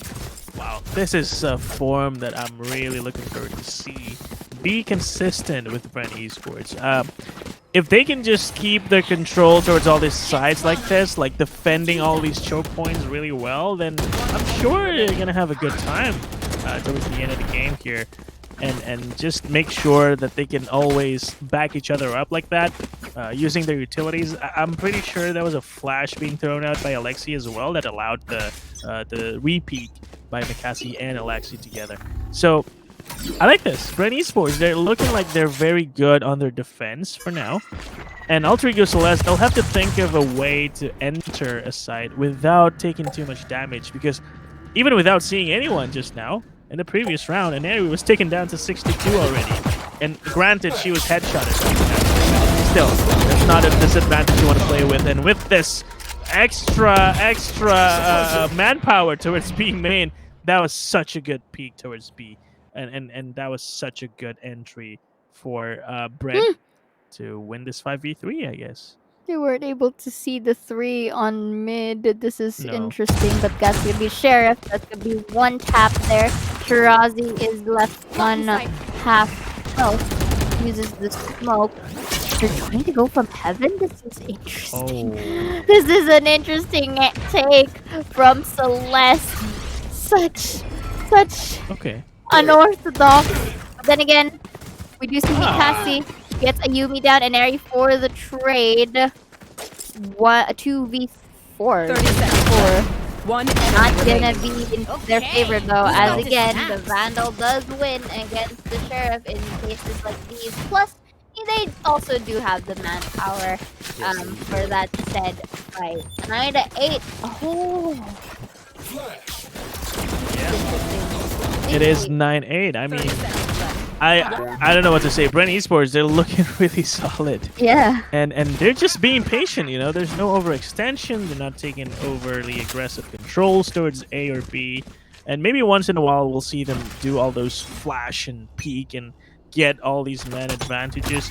But if they can just stay calm like this, if they just wait for Alter Ego Celeste to be the ones making mistakes, then they're always going to be able to capitalize on those.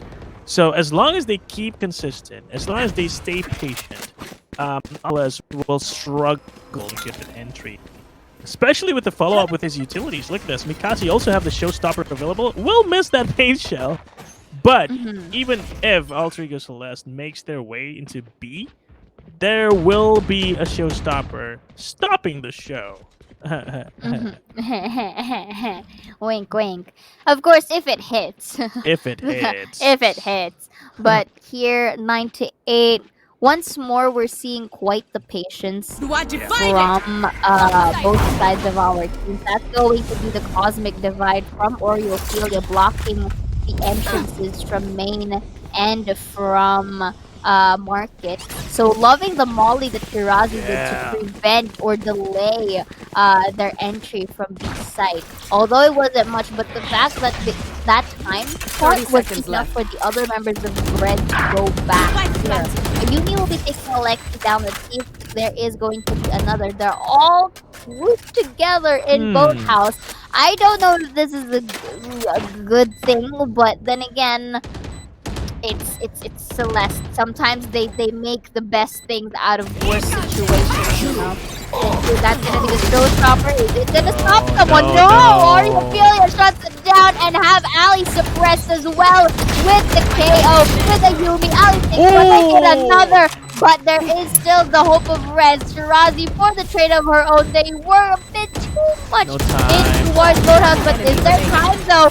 No! As Anarian Iceberg pops off here with their 10 points, Last player not standing. letting Bren actually get that tie.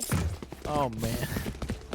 I was ready to compliment Bren because they knew that the null command was available for Ayumi, so they're not popping Hunter's Fury, they're not popping the Showstopper. But then suddenly Mikasi just decided, okay, here comes the party, but nope. You are powerless, my lady. And Ayumi just saved the round just off the back of that one null command. So perfectly played by Alter Ego Celeste, and now they're gonna have to face against an operator on the hands of Mikasi. Will Mikasi find an opening though? I think she's ready to pick. She's gonna want to peek towards mid, but the drone will cancel that. She's not spotted just yet, but with that, there will be information gathered that she is there somewhere, especially off of that kill. But the shock guard is not gonna be enough to take her down, and Napski's down. And that means Mikasi is gonna be finding so much impact, especially with that support by Zinni. 2 kills in a row, and yes, Zinni, yes. That is how you win rounds. Very good shots, very good support for your teammate. That is a 10 to 9. And now, Alter Celeste finds themselves being through again. Zinni, I feel like that time where she was focused really turned on a switch for her, as she is now being one of the great support system for the team. Not really letting these score lines, flutter away in the hands of Celeste. And, we're drawing closer and closer to what a potential either match point for Celeste or a game number 3 potentially for Bren. Because right now, you did mention now that Celeste is quite poor into this round, they're gonna have to force a thrifty. If not, Bren will be able to equalize the board. Yeah, 10 to 10, looking really real, really close. Just 1 feet away from the hands of Bren Sports. And Molly is going to change everything because that will force Ayumi to move awkwardly into the arms of Shirazi. And the turret kill on top of those. And with this, I think it's a deal. 10 to 10, I think they'll take it.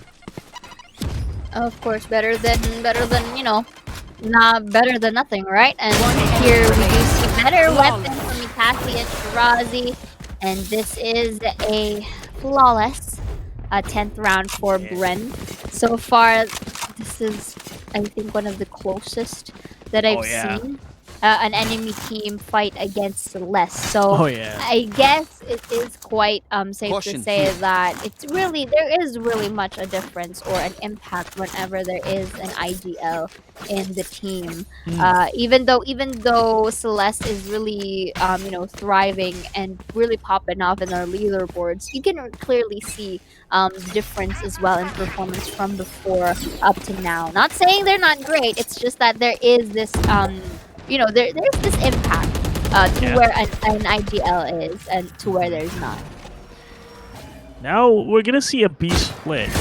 There is a Hunter's Fury available on Iceberg. Iceberg needs to stay alive, otherwise that lockdown in his hands, that will be very impactful. Oh, the tag. That will make sure Mikasi will not find an impact with that operator. And they're going to be responding with a rotate towards mid. And they might just take B from mid altogether now, but the Molly once again, my goodness. Shirazi have been phenomenal with the Molly placement. Will they go heaven again? I think they might, because they know there is an option to do that, and they will just go straight with it. But who's there waiting? There is Ali. Ali, what do you do here? You are getting pinched. You will get 1 kill, but don't pull out the knife in the middle of a fight like that. And with no lockdown, that means this is going to be a safe post plant, especially with the Iceberg kill just now, to cut the rotation towards B and mid. And this is going to be a fun potentially 11th round for Alter Ego Celeste. That's a long run from Iceberg from all the way B to spawn. She wants that safe haven, but understandable. So 3 of our teams are all in heaven. They're quite a bit paranoid that they are in 3, but the post-plant situations from Celeste is already in place. Look at all of these angles. Nice, and that's gonna be the pull as well from the Astra. Will be detected, but Ayumi from behind takes Mikaki down. Or Reveal with a kill of her own. Shirazi for the trade, but Ayumi to clean it up, and that's gonna be the 11th point for Celeste. This time, it worked favorable for them simply because of their interesting direction and how they take a side. But you know what? It works, and these are like one of the unorthodox plays that one would really know. Yeah. That is something that a team like Ultra Celeste can pull off because of their experience, because they know how this map works, they know where the positions of the BRN Esports Victors players are, so they abuse the gaps in the map. And unfortunately, Ali pulled out a knife in the middle of the gunfight, so that's not helping.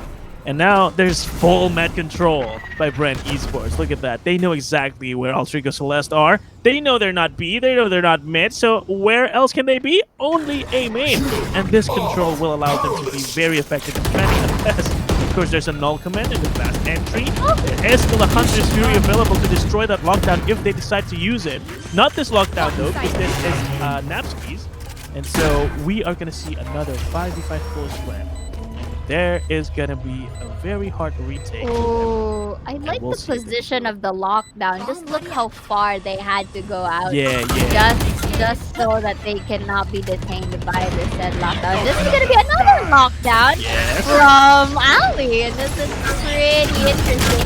If they don't destroy it, everyone's gonna be detained. But they don't plan to destroy it. But no players are detained. Uses the recon balls here. That's going to be detected. Alexi takes one as well.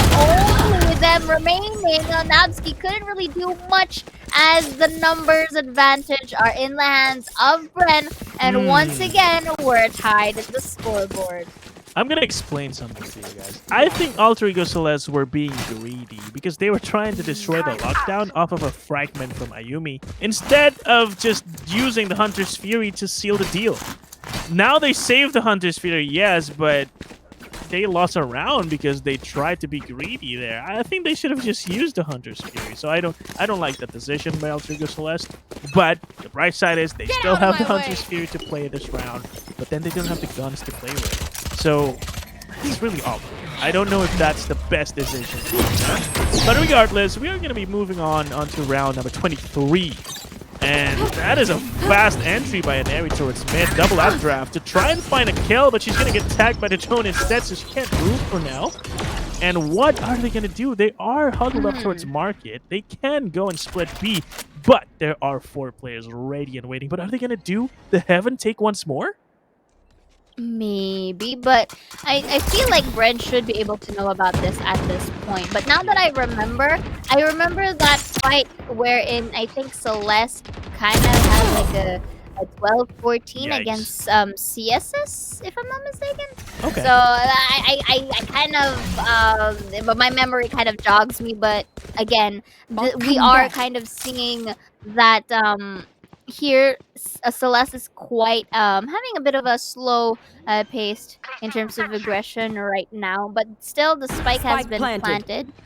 And in terms of weaponry, it's quite a bit broken. 2 shares for Navsky and Iceberg, 1 Spectre, and 1 what do you call this? Vandal from Mineri. With the Blade Storm as well. So I think they're gonna try and keep it low. And they're not gonna force the fight here because again they do have the post plan, right? No ults to work for both sides of the team. Navsky from the behind, however, still takes Shirazi down. Mikaki for the trade. Yeah, for another, making another 2K. That's a beautiful 3K for Celeste, getting that match point. Oh man. How many times did we see that work out for Alter Ego Celeste? 3 times now they've done that Heaven I got money. Take from Anyone need area. something? And 3 times now they've taken a round off of BRN Esports just because of that unorthodox play. And it was all thanks to Napsky too. So patient in that market area. Never really showing a face. And just finding the perfect timing to do the flank and finding a kill off of that. And of course, Oreophilia surviving the showstopper. That made all the difference too. And Mikasi will be pulling her hair after that round.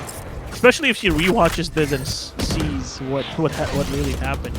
But anyway, Hunter's Fury is still available. Oh my, I can't believe it. Iceberg still has that Hunter's Fury, and now they might have that to close this game. This is quite interesting exchange for both sides of the team at the moment. Sleepy, this is really getting me at the edge of my seat because both teams at this point we can clearly see that they are competent. Because the recon bolt not gonna detect anyone.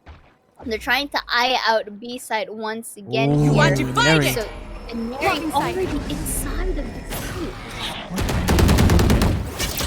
We're gonna get spotted. Oh, the Zany Odin is gonna be so effective to stop any progress. But the shock dart, that will find the kill onto Zany. And Alexi will stay alive behind this conflict. If I just get the difference maker, she's not gonna get spotted. She will find a kill. No, she's not gonna find a kill. Ayumi finds her instead. 30 seconds left. Down onto the spike area, and Ali just swings and get the 2 kills on the side. The failed execute by Altrigo Celeste. No time for Iceberg, but overtime is imminent for our game here. So yeah, 15 seconds. No way Iceberg clutches this with 4 HP, especially when there's no indication that Brent Esports is gonna entertain Iceberg by beating. And now you use the Hunter's Fury. Iceberg, come on. I mean, at this point, I think Iceberg just accepted the overtime. So, but the fact that Bren was able overtime to get this overtime, interesting. Could this be another overtime play? Because, you know, I would also like to thank those in the Twitch chat. I'm also lurking out there. Like, thank you for the memo. And my memory jogs sometimes. You gotta forgive me. I'm getting old. But you know, at the moment, both of our teams very much competent here, and I think it's okay. So this is the overtime, the first overtime. Yes. Bren is going to be the attacker side first, right? And Alter Ego Celeste is going to be defender. So far, defender side, it was favorable for Celeste, and meanwhile, the other ladders, Bren was able to actually get overtime up to their defense side as well. So right now, let's see how things are gonna shake up here, because I feel like everything just went on a reset, you know? Yeah. They did get reset, and it's gonna be up to both teams to show us how deep their strat book is, right? And if they can show us even more stuff even after going through overtime, then that means they are ready for Ascent. And it's looking like Anari is going to go for the standard Hawaiian control with a teammate just ready to pop flash anytime there's contact. But there will be no contact unless Zini is ready for that fake, because this is looking like a good fake. If they give this presence right here, and if Zini survives, that's the big question. But the problem is the pop flash setup is too perfect, and she will be found, and this rotate will be cancelled. And even if Altrigo Celeste decides to go for the retake here, they are in the favorable position with the 5v4 advantage. Indeed. 30 seconds so left. right now, they still manage to rotate very quickly here from B-Long, but take note, they are quite crowded here. So let's see how things are gonna go. Iceberg will be using the drone to check anyone in the vicinity. Beautiful push from Alexi right there, and make it a double because of that crowd. Make it triple. Alexi is just popping off right now, but Ayumi for the shutdown. Mikasi will be taking down Ayumi in her steed, and Ali to end it. And this is the 13th point for Bren. My glob, Sleepy looks like. What?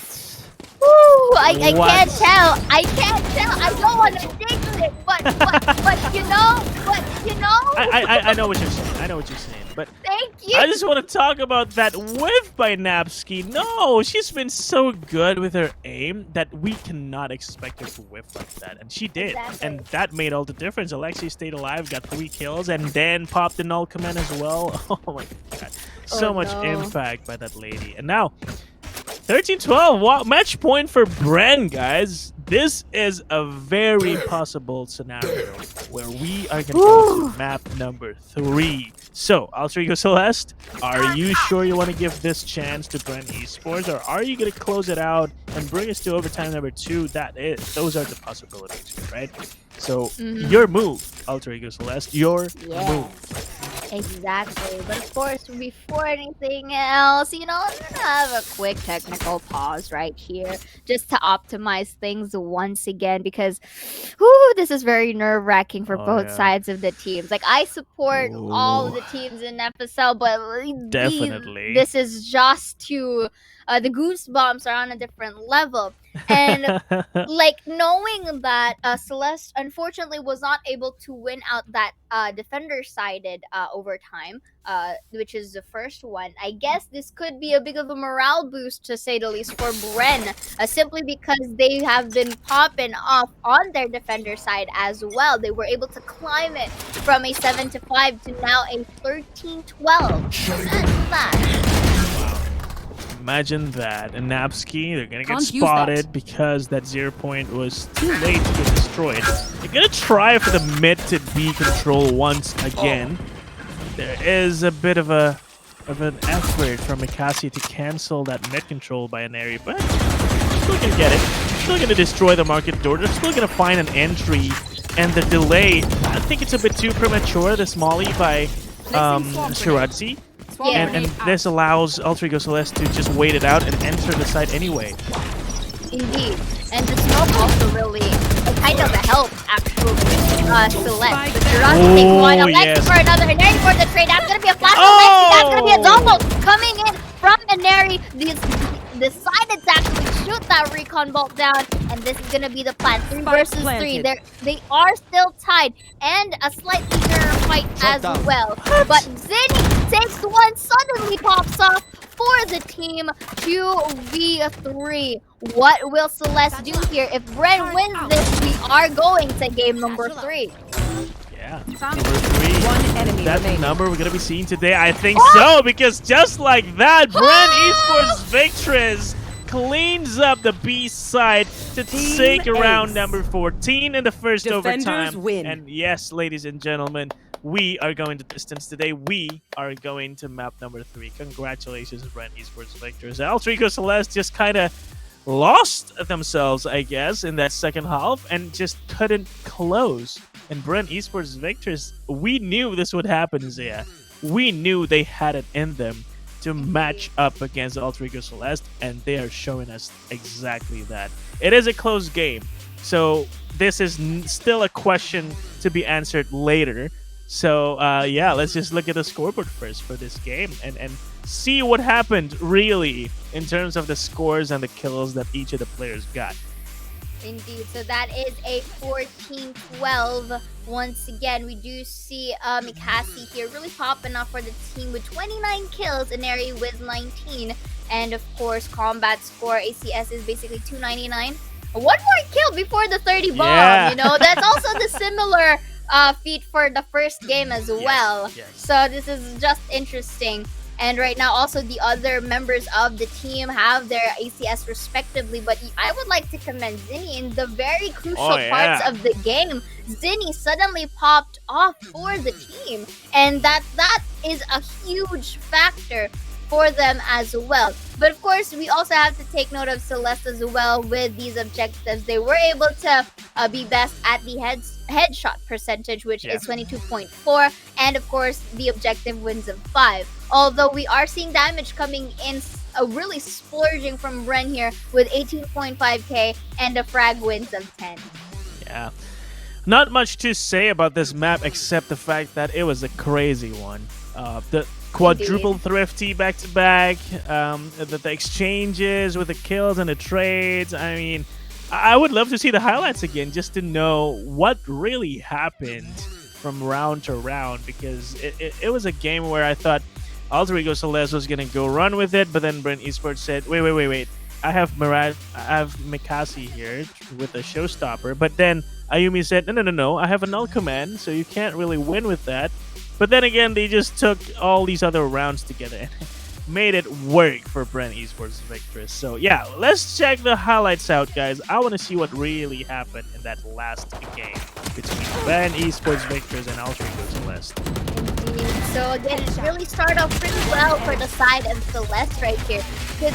And then like you did see as well on how they had very interesting isolation of games of basically their kills, and Nabsky was really also doing her part in trying to close out each fight. And imagine 4 thrifties in a row for both sides of the team. That's not something you see every day, right? No. And the sad part is that Nabsky, you saw how much he clutched for Alter Ego Celeste, but on that last moment, the first overtime, the first round, she missed a very crucial shot onto Alexi. That allowed Alexi to just pop off and made the round very winnable. And in fact, it was won by Brand Esports Victors.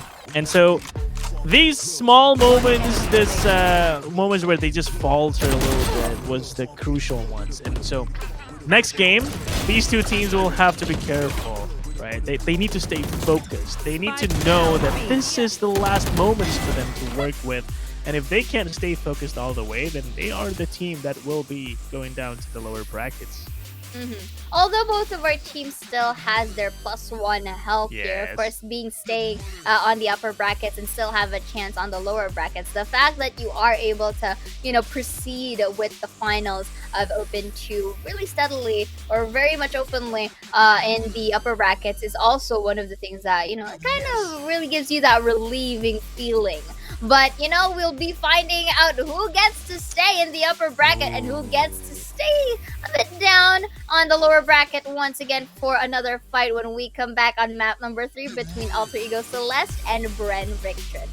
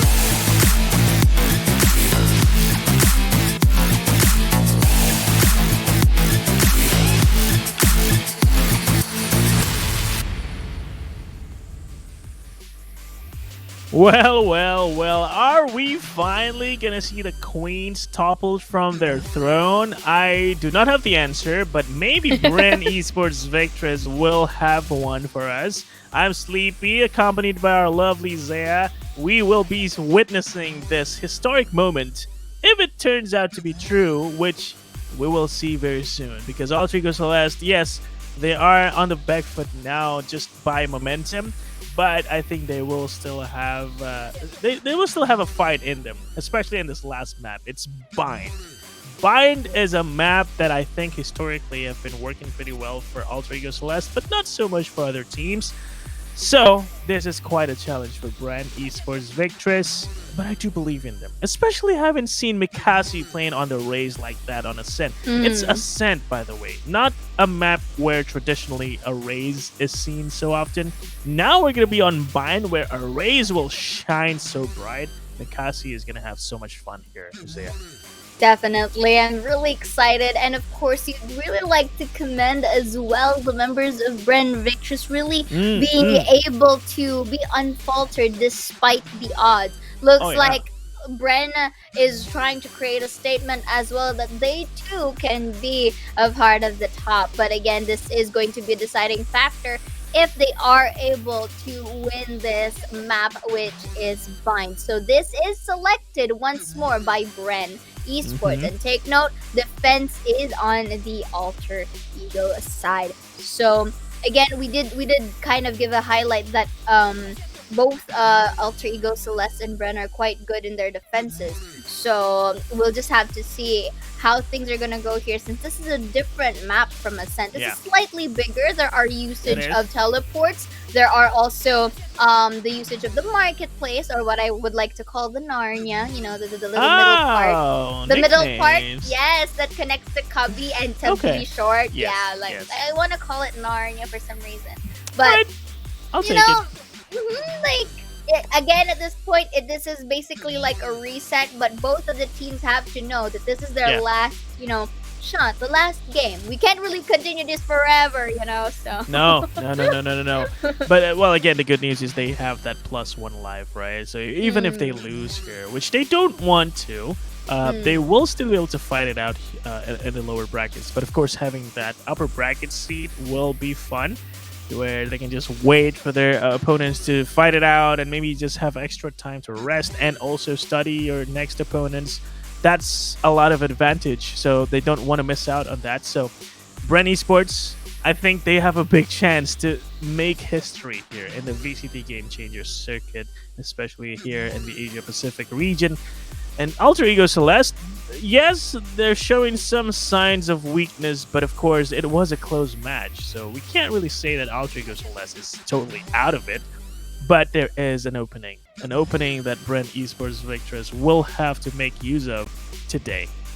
Indeed, but again, you don't also want to underestimate our queens. They are queens for a reason, and I reckon that Bind is one of the maps that they're very much favorable of as well, unless of course I jinx it again. But for the time for the time being, both of our teams, it's just proof that both are competent and both are able to fight out.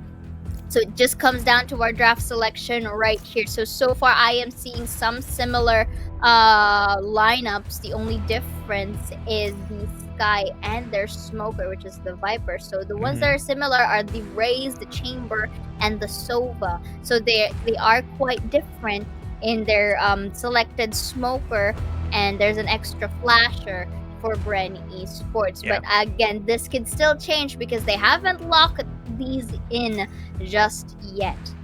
There you go, Shirazi with the Brim again. We've seen how the Astra was kind of struggling against the Brimstone, while the Brimstone's shown quite nicely with the Molly placement on Shirazi. So I'm expecting to see more of those Mollies. I'm expecting to see some lineups Choose for the your post-plans, agent, especially here on Bind. And of course, the duel between the two Razes, Mikasi versus Ineri. This is such a treat. These two duelists have been amazing on both games.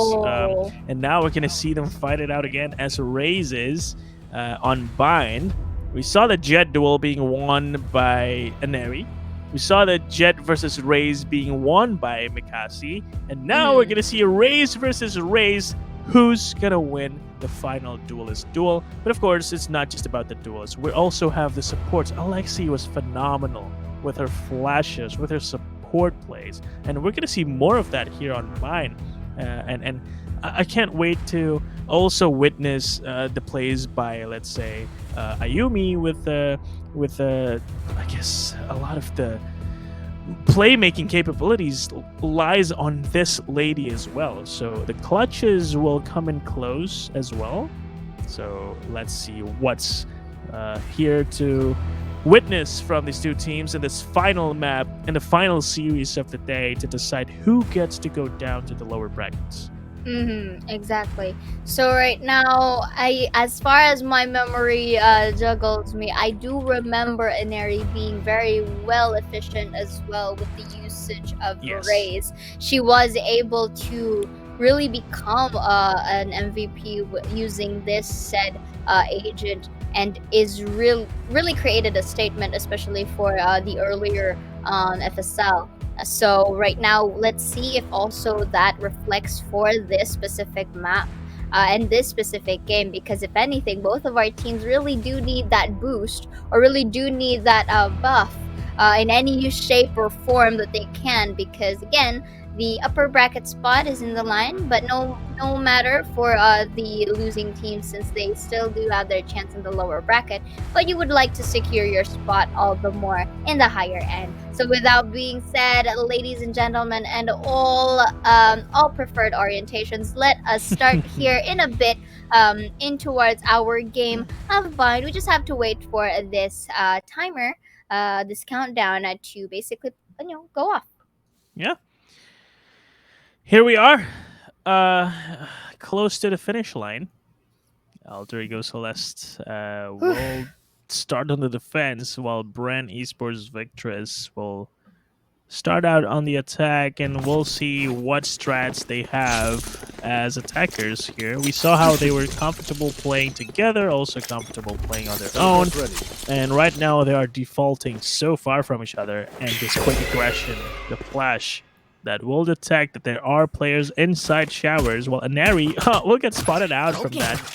Will pull out the boombot. Will they follow this up, though? The TP out will make sure that there's no victim falling to the hands of Alter Ego Celeste, and with that, the rotation towards B, they might just take this side because it is open, and there's no real way for them to hold this for Alter Ego Celeste. Definitely. So right now, we are seeing a little bit of a slow pace, but beautiful tap coming in from Nabsky right there as she uses the chamber. So that's going to be the smoke from Shirazi. Goes down to Tin Can at the moment. Alexi is going to plant the spike. Let's see the lineup so that it's going to come in from that toxin and as well as the shock dart. Let's see how things are going to go. Alexi with only 1 HP left. That's never mind. As Inari takes the paint shells down. Inari for another of her. Oh, make it a triple here. You know what? As I speak, she just keeps getting killed. And Iceberg just cleans it up for the first round of Game 3. Okay, so I said that there was no real way for them to defend, but they were playing some sneaky lineups towards Elbow. The Poison Cloud was set up so perfectly to deny the plant, and it worked because they delayed it enough until Inari came by with her paint shells, and the paint shells got the job done. And that is proof that Alter Ego Celeste came into Bind with a well-thought-out strat book. And this is worrying for Brand Esports because now they have to figure out what else does Alter Ego Celeste have. What do they have that will stop them from planting the spike or getting into the site? And well, they're going to try an entry still with their utilities as well. They can, of course, play off of the initiators, and with the explosive entry of the Raze, they will still be able to get into the site. But can they kill the Alter Ego Celeste players? That will be the biggest question. Ooh, that's a very nice pull coming in. And the Wow. Painshell just had to be there for the catch. Oh! Alexi, however, with the trade, taking Inari down. Inari, who was able to get the triple from the game number 1. So that is out of the equation, but it is a 3-4. These 4 members that remain from Celeste still also have their own aim towards this fight. Let's see who does have the upper hand, though, since right now Celeste have Spectres and the others just have them timing to work with. Ooh, timing. Forced to go back. Now enemy remaining. takes and covers Spike down for who is this? Oreophilia. For Oreophilia, there you go. No, yeah. Actually, yes, indeed. Yeah, that's what I said. I got him confused back there. I think I know what's happening here. Zaya is hungry, guys. So please. You don't have to call me out like that. You don't have to call me out like that. But anyway, was able to get the job done for Celeste to get their 2-0. So this is the question that I'd like to ask you, Sleepy. Earlier, let's say Celeste was able to lose 2 rounds from the previous matches. So now that they are in the upper hand, do you think Bren will be able to win this now that they have guns? Yes, sure if they do. But here's the thing, right? The planning from Ultra Ego Celeste is way too sophisticated, I think, to judge whether Bren Esports can entry with very basic or I guess plain vanilla entries. Because we've seen how they tried to get into B. Yes, they threw out these paint shells, satchels, flashes, but it still gave room for Ultra Ego Celeste to prevent them from planting. So yes, they have the gun advantage, but with guns, you have to see people to make it work, right?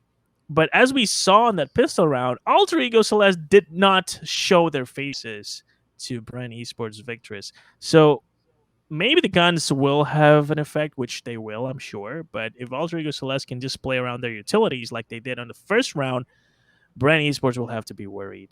And well, at least they have their own initiatives as well, right? They can just always push with utilities as well. Especially with pop flashes, boom bots, paint shells, and we know how aggressive Mikasi can get, so I'm not too worried about Bren Esports. So to answer your question simply, yes, they can win with their guns. Indeed. So again, it will depend though, because you did mention more on the tactics and more of the technical gameplay that is coming from Celeste. Because despite being it being a bonus round for them, they can still win these fights even with the gun difference. So with these usages of utility, it's all just going to come down on how Bren is going to take the entry. They're creating some amount of presence on the B side, take note. But we'll be spotting on Inari on Elbow or City as well. That's going to be the wall. Like it how Mikasi just no fear went down the B side. Tries to get that recon bomb down, but was too preoccupied as Inari takes that advantage to take her down. No. After that smoke is gone, Zinni was able to take Iceberg to her demise. And here, 19 HP and the dream for Zinni. They haven't planted this fight just yet, but that smoke kill, and there he takes Ali down with 30 the seconds spike. left. What is it with these what is it with these specific smoke kills that have No way. no stopper, and then there he still gets the third. Beautifully done with the winner of Hell takes the fourth. This is such a beautiful take from Celeste at this point, getting their third round. And as we mentioned it, despite it being a bonus round, they can still make their plays. Yeah. So like I said, they were not allowed to see where Alter Ego Celeste players were playing. So they got killed through the smoke, they got killed because of recons, and even when the smoke was down, there was enough time for Iceberg to just get a free kill. Or was it not Iceberg? It was someone else. But the point is, yeah, the guns, yeah, it was Iceberg. The guns gave them the advantage when it comes to duels, but duels only happen if they see each other. In this instance, though, Alter Ego Celeste saw Bren Esports players without Bren Esports players seeing them. So it's not a fair fight. And Bren Esports will have to be careful if they keep going into Alter Ego Celeste's traps. And B seems to be that area where there's a lot of the traps, right? B stands for booby traps. So be careful. Do not go into B side. I think it's worth it for Brent Esports to just go straight to A and maybe try and have a more open fight with Alter Ego Celeste with the guns that they'll have later. Well, for this round, though, we know how good they are with Thrifty. So maybe we can see some shots out of Zinni and Mikasi. But of course, Alter Ego Celeste, again, they're not even going to show their faces. I mean, they are in a very comfortable position since they are in the defender's side. And of course, with this timeout, I think it's very nice as well, even though it's quite early for Bren, simply because you would really want to polish more on the takes that you're having since they haven't even gained a score at the moment. And because of this economic disparity, it's quite safe to say that Celeste will be able to get this score point, to say the least. But right now, that's going to be the flash to make it start. Liking the push, though, from Iceberg. And Ayumi is there for the refrag, if ever. But now they are quite taken aback because of this utilities that came from Iceberg. Not sure if Mikasi saw that someone was in that corner.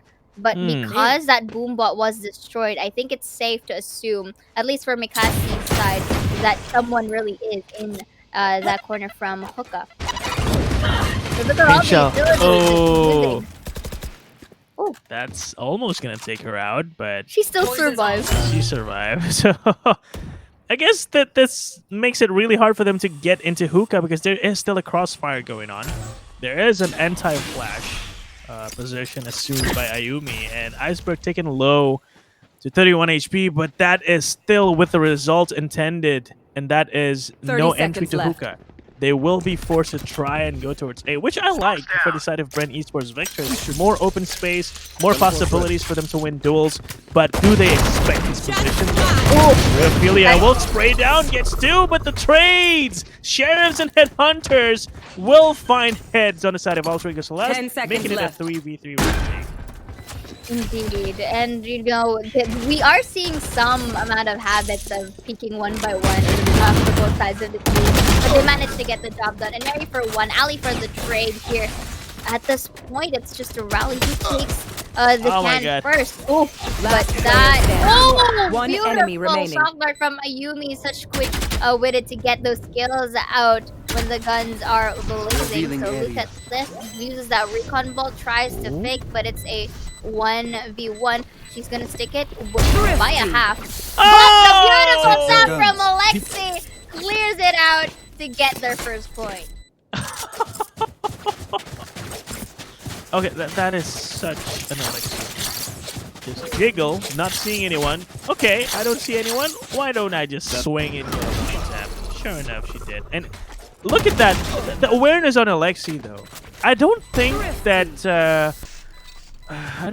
Napsky actually shot a bullet to reveal her position. I think that was just due to Alexi's awareness of the possibility that the chamber could be positioned over there. So Alexi, again, the impact player that she is on this team, always finding successes like that and just staying safe and keeping the control on outside showers. But this is going to be dangerous for Alexi, though. Aneri. You want to play? Let's play. play. Push this perfectly. Oh, careful. You want to play? Let's play. That is for the force pop. And meanwhile, B is going to be another entry point because Mikasa will find the headshot, the second one to boot. And this will open up B side for business. And once again, we'll see a retake attempt by Alter Ego Celeste, but this time they only have 3 players. To Alexi, what are these P? Always. It's just so well timed. One enemy remaining. As if you're on a rhythm. And Alexi's just popping up at this point. And Shirazi to just end it with the flawless. You really won't see a game that is dominating when both Celeste and Bren are fighting each other at this point. Because right now they are proving their grounds here. And Mikasi, beautiful entry with the 2, aided by the Sky. And Alexi's flank capabilities are just surreal that it's also bringing Alter Ego Celeste off guard. Usually it's something that they would do, but now I think it's just being thrown back at them. I don't know what to say. Alexi is just playing out of her mind.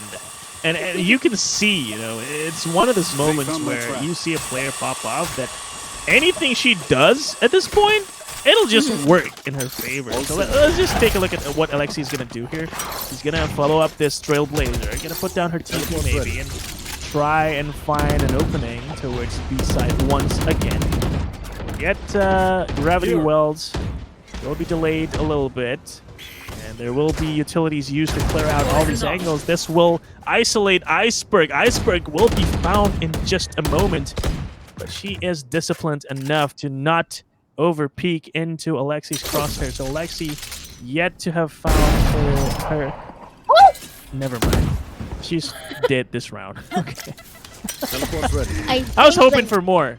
Yeah, I think the gun of Alexi, or I think one of the fabric was shown just for Namsky to take that shot, just to try and see if someone was actually in that vicinity. And it worked well for her. She was able to get Alexi down, who we've been highlighting is one of the impending threats as well for Celeste. So they are going to try again on towards the B side. That's going to be the flash. Peeks at elbow, not going to see anyone after the moment.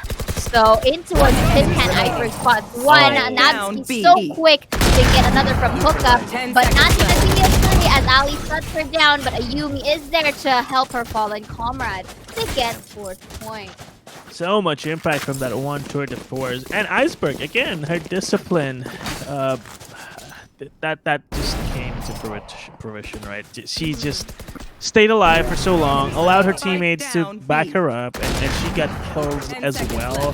That is the perfect anchoring that you could have asked for from your teammate. And that is a 4th round for Alter Ego Celeste while keeping Bren's economy in check. Because if they lose this one, then Bren Esports, they're gonna be tasting the core economy again. And we know how bad that is for them. And well, actually, no, they've got Thrifties before, so maybe it's not that bad. Anyway, we're gonna try and a fast take here. That is a tag onto an Aries, so the site is free for the take, especially with the showstopper that's gonna get 2! Bren Esports, Big Cassie, you are a goddess. And yes, she is gonna get traded, but Ali's there to trade her out as well. So this entry is worth it. Definitely, and the transition of her satchels from Hubby all the way to City was so perfect that it really didn't leave an area of the gang off guard. They were caught off guard to just, you know, forced to back away. But, you know, the range of the showstopper is also quite big enough for them to be taken down. So here, this looks like a very good spot for Bren at the moment. They're not going to, like, peek this at this point since they do have the advantage. And here, Iceberg is going to be spotted from the side. That's going to be a defuse. Goes in with the short. Shirazi takes it down. No burst. Ayumi with a whip. Still managed to take Shirazi down. But Alexi for the cleanup. Not letting the score gap go far. Oh my god. The shorty move by Shirazi. That was the perfect solution to that smoke and ninja diffuse. But this entry though, that was the perfect moment to pop that showstopper and opened up the site so well for her teammates. And that's just job well done on the side of McCassie. And it's gonna be tough to recover from that. They still have guns, they still have economy, but this is probably their last reserve. They're gonna get dry. Here for the side of Bren, so far they're doing they're kind of like patient in terms of how they take the sides. They're kind of waiting for any presence or any specific conditions before they actually enter. As you can see, we haven't really seen a full-on rush site take for them, simply because they want to play for peaks. They know that Celeste is quite dangerous, especially if they do have the manpower. So right now they're trying to eliminate that factor. At least that's why they're not really, you know, aggressively pushing as they are. But if they keep a distance Celeste in this game, maybe it will bear fruit. But Inari, however, starts the first blood taking Inari down. Looks at Tin Can, attacking for the trade, taking her clone down as well. Shirazi with a little health will be taken down. Not yet, actually, because Alexi takes 2. Shirazi will be planting it inside Tin Can at the moment, so it's just a 2v3 right now. And Alexi already placing her crosshair from Hookah, and now they know that Oreophilia is in a city. At least their crosshairs are really pointing towards it. And Oreophilia, I'm not sure how her tactic is going to play out here since that all this stuff isn't. What? Alexi gets a fourth to get their 4th point. This is what I'm talking about. This player's popping off of the game. Just let her do whatever she wants. She'll find success anywhere she goes. And they are making use of this so well. Look at her. 11-4. Does have the tour de force ready this time. And Eri, she is matched up against Alexi's stats. And she does have the showstopper now. But like I said, the economy is not looking good for them now. So they will have to work with limited weaponry. We know You want to that play? these Let's two teams are play. very good in terms of making thrifty plays happen. So I won't count them out just yet. And that is not a good start. Shirazi with a very good kill, and Iceberg trying to play inside her poison cloud will get ignored completely. And I think this ace take is going to be fun unless Napski is here to destroy all of that hope. Mikasi, where's your discard? Is it there? It's not there. Well, that's what you get for not checking your corners, ladies and gentlemen. No. Oh no! But you gotta give it to her as well. But maybe because she wasn't expecting, because all of the action was happening towards B side. But then again, it's also important to check your corners. So right now it's a 4v4. Bucky and the Dream for Oreophilia in towards showers. I don't think he's gonna be greeted by someone anytime soon. Uses the pull right here. And Alexi still gets the shot. She already had the hunch. But Alexi and Shirazi will also be taking kills of their own. And look at this, just spraying down, trying their best not to you know, be Last player standing. But Shirazi takes the 3. Oh, and just like that, Ayumi tries to tap with the Guardian, takes Alexi down, but this is a 1v3.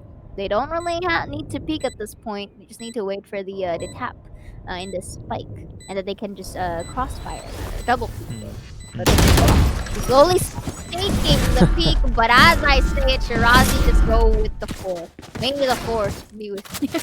May the 4th be with you. And it did. No pun intended. It's not May just yet, is it? It's still April. It's early. You know, it's early. You know, I'm advanced that way. Alright, cool, I'll take it. Operator now on Napski. This is something we need to see from Celeste. They need to take aggressive control early on. Just to isolate one of the areas in the map and just ignore it because it's already taken care of by this operator. There's too much room for Brand Esports to move on and off between Hookah, B-Long, and A-Short.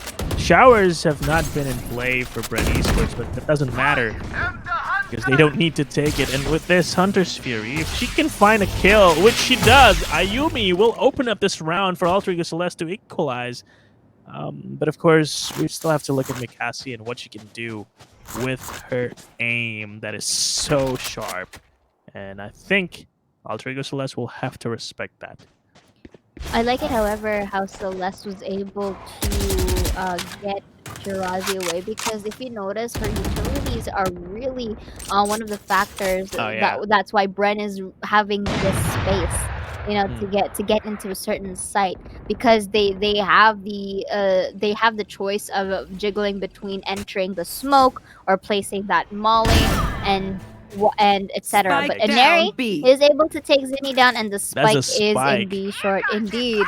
So right now, Napski just takes a peek, spots out the head, misses the shot, but still is able to take Alexi down with that combo. And right now, Ali, decides to go with the Toxin, gets Iceberg down, uses the shock dart.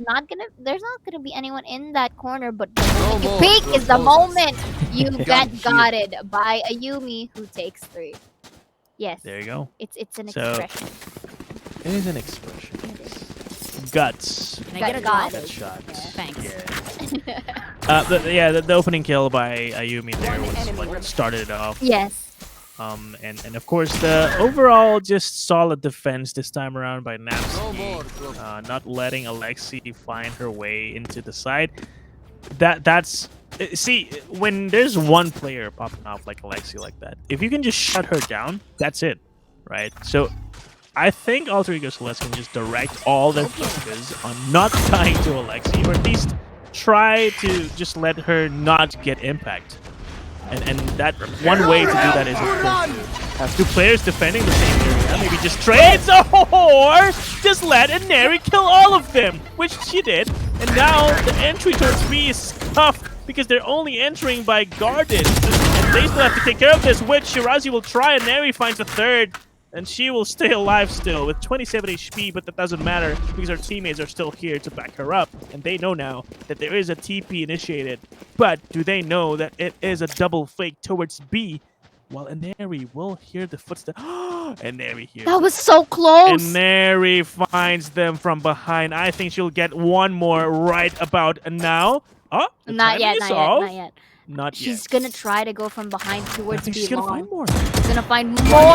Oh, misses the shot. That's fun, but then he forced the trade. But Oreophilia is already ready to greet her in here. That's gonna be the push. Goes back a bit, and Oreophilia cleans it up. That was so beautiful from Inari to have that Olat from Hookah to start off that round. It was just beautiful, and it just escalated from there.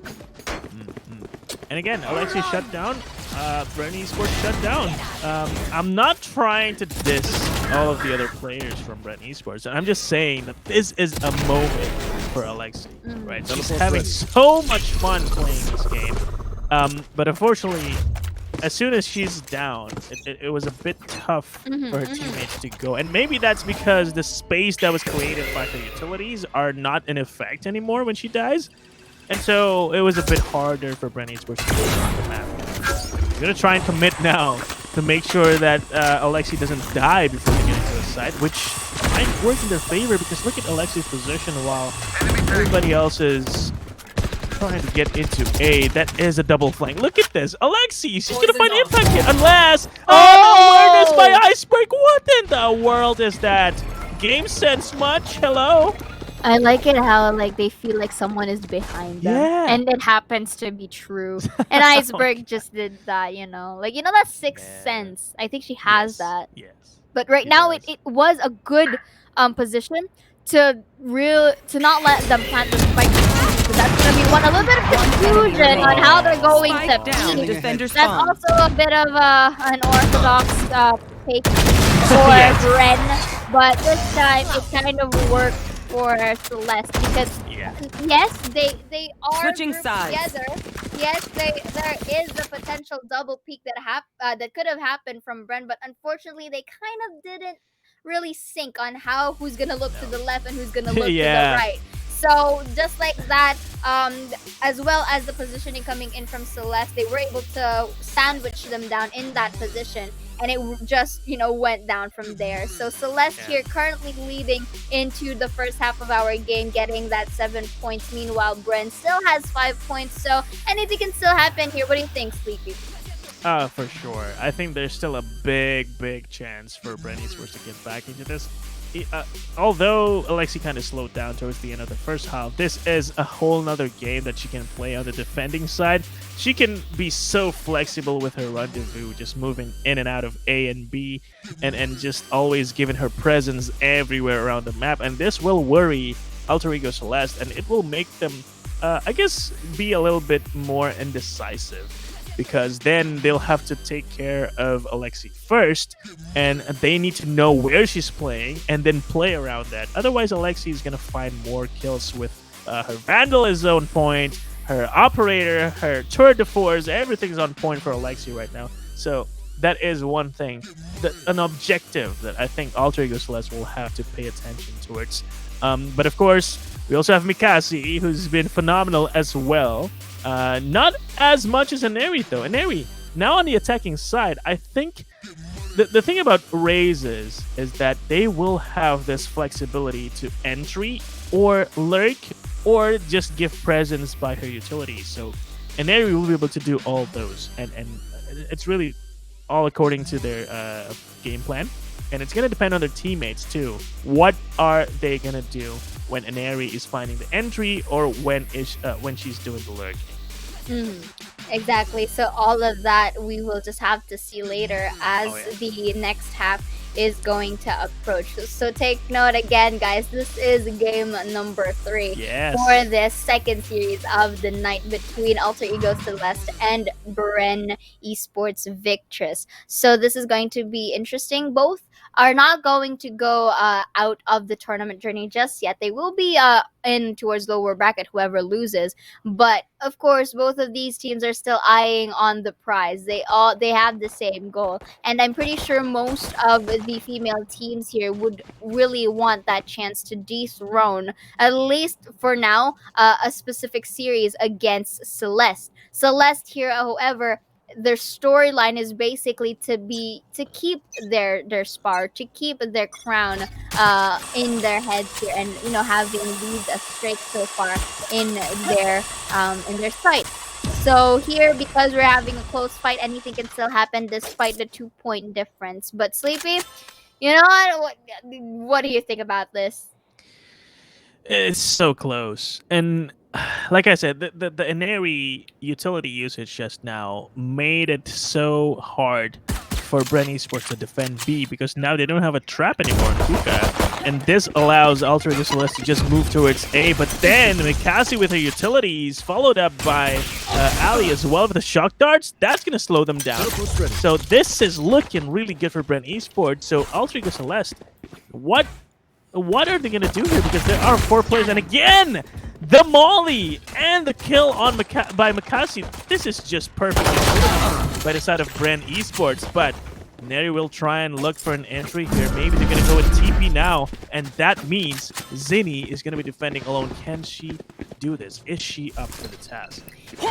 So, but that's gonna be the flash. Let's see, the push is gonna happen. That's gonna be one, not gonna be another, as Ayumi goes for the trade, but Alexi is there to help her friend. So it's going to be a 3v2. But right now, that diversion play kind of worked well, because look at the space right now in towards A side. But Mikasi is there in the sides as well. Was able to spot out Oreophilia, but the push is gonna happen. Iceberg just be able to spot it out. That's gonna be the straight out, but Mikasi gets Oreophilia in the process. That's gonna be a toxin going to be played in towards the spike, and Mikasi is low on HP, but Shirazi needs just a tap to get things going. And right now, that is the 6 point and the pistol for BRN Victress. Oreophilia needed that kill onto Mikasi, because if she didn't get it, Iceberg was stuck in a 1v3 in an unfavorable position towards A short, because the spike was not planted for her, so she needed to push. And of course, BRN Victress was ready for it. And yeah, this is unfortunate because the rotation from BRN Esports was perfect. Yes, they did get faked. Yes, they did worry about Hookah. But then, by the time Alter Ego Celeste was close to executing A, they rotated just in time. And again, Shirazi and her mollies, man. I can't overstate how good her timings and her placements on the molly is, because it's just so impactful. It slowed down Alter Ego Celeste's execute. Or rather, even though Aneri did manage to find her entry towards U-Haul, Showers players from Alter Ego Celeste cannot go in and help her out with a crossfire. So that made it so hard for Alter Ego Celeste to just enter the site. They had to TP out and then TP back in into Showers to get into the site, but then it was too late because everybody else was dead. Indeed. So here, this is a very, very much early timeout for Alter Ego Celeste at the moment, because that was still the pistol for our second half. There's a lot more rounds that I'm pretty sure we're going to witness. And here we see a little bit of still a compressed Alter Ego Celeste. Oh, that rhymes again.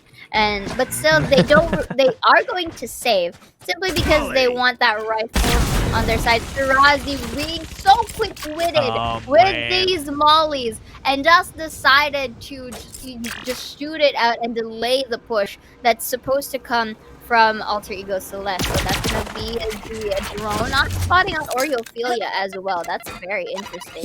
So Neri will be placing that paint shells there to also not let any aggressors from Bren come forward. But what was that?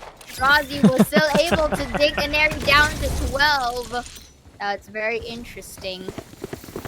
Oh, we're gonna push for it. We're gonna push for Shirazi here. Okay, they're gonna try. I mean, they have classics, they have the numbers, but I mean, Shirazi knows he doesn't need to fight this. He just can stay outside forever and just wait for Alter Ego Celeste to push her. Well, they're gonna try, but I don't think they're gonna find a lot of success with this. So I guess Alter Ego Celeste is ready to give this up with the classics and the shorties. Not much to gain from this. One enemy remaining. One kill, not Spike even down that. A. And no, there's nobody in Coach Pocket. Last player's here. I have With a shorty in his hand. They're just gonna keep the range out. No, don't get close anywhere to Ayuni. So 7-7.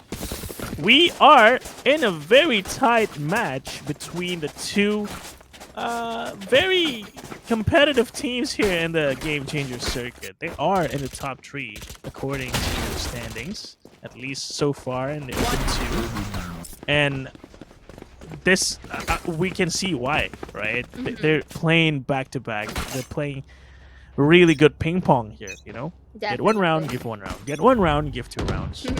And then get back 3 rounds. A little bit of a questionable play there, but I mean, now that I realize it, I feel like Celeste just did that just so that they can proceed to the third round of the second half already. So this is going to be a different approach. We are seeing the Viper walls and smoke coming in from Iceberg, only to at least try to make some presence towards A.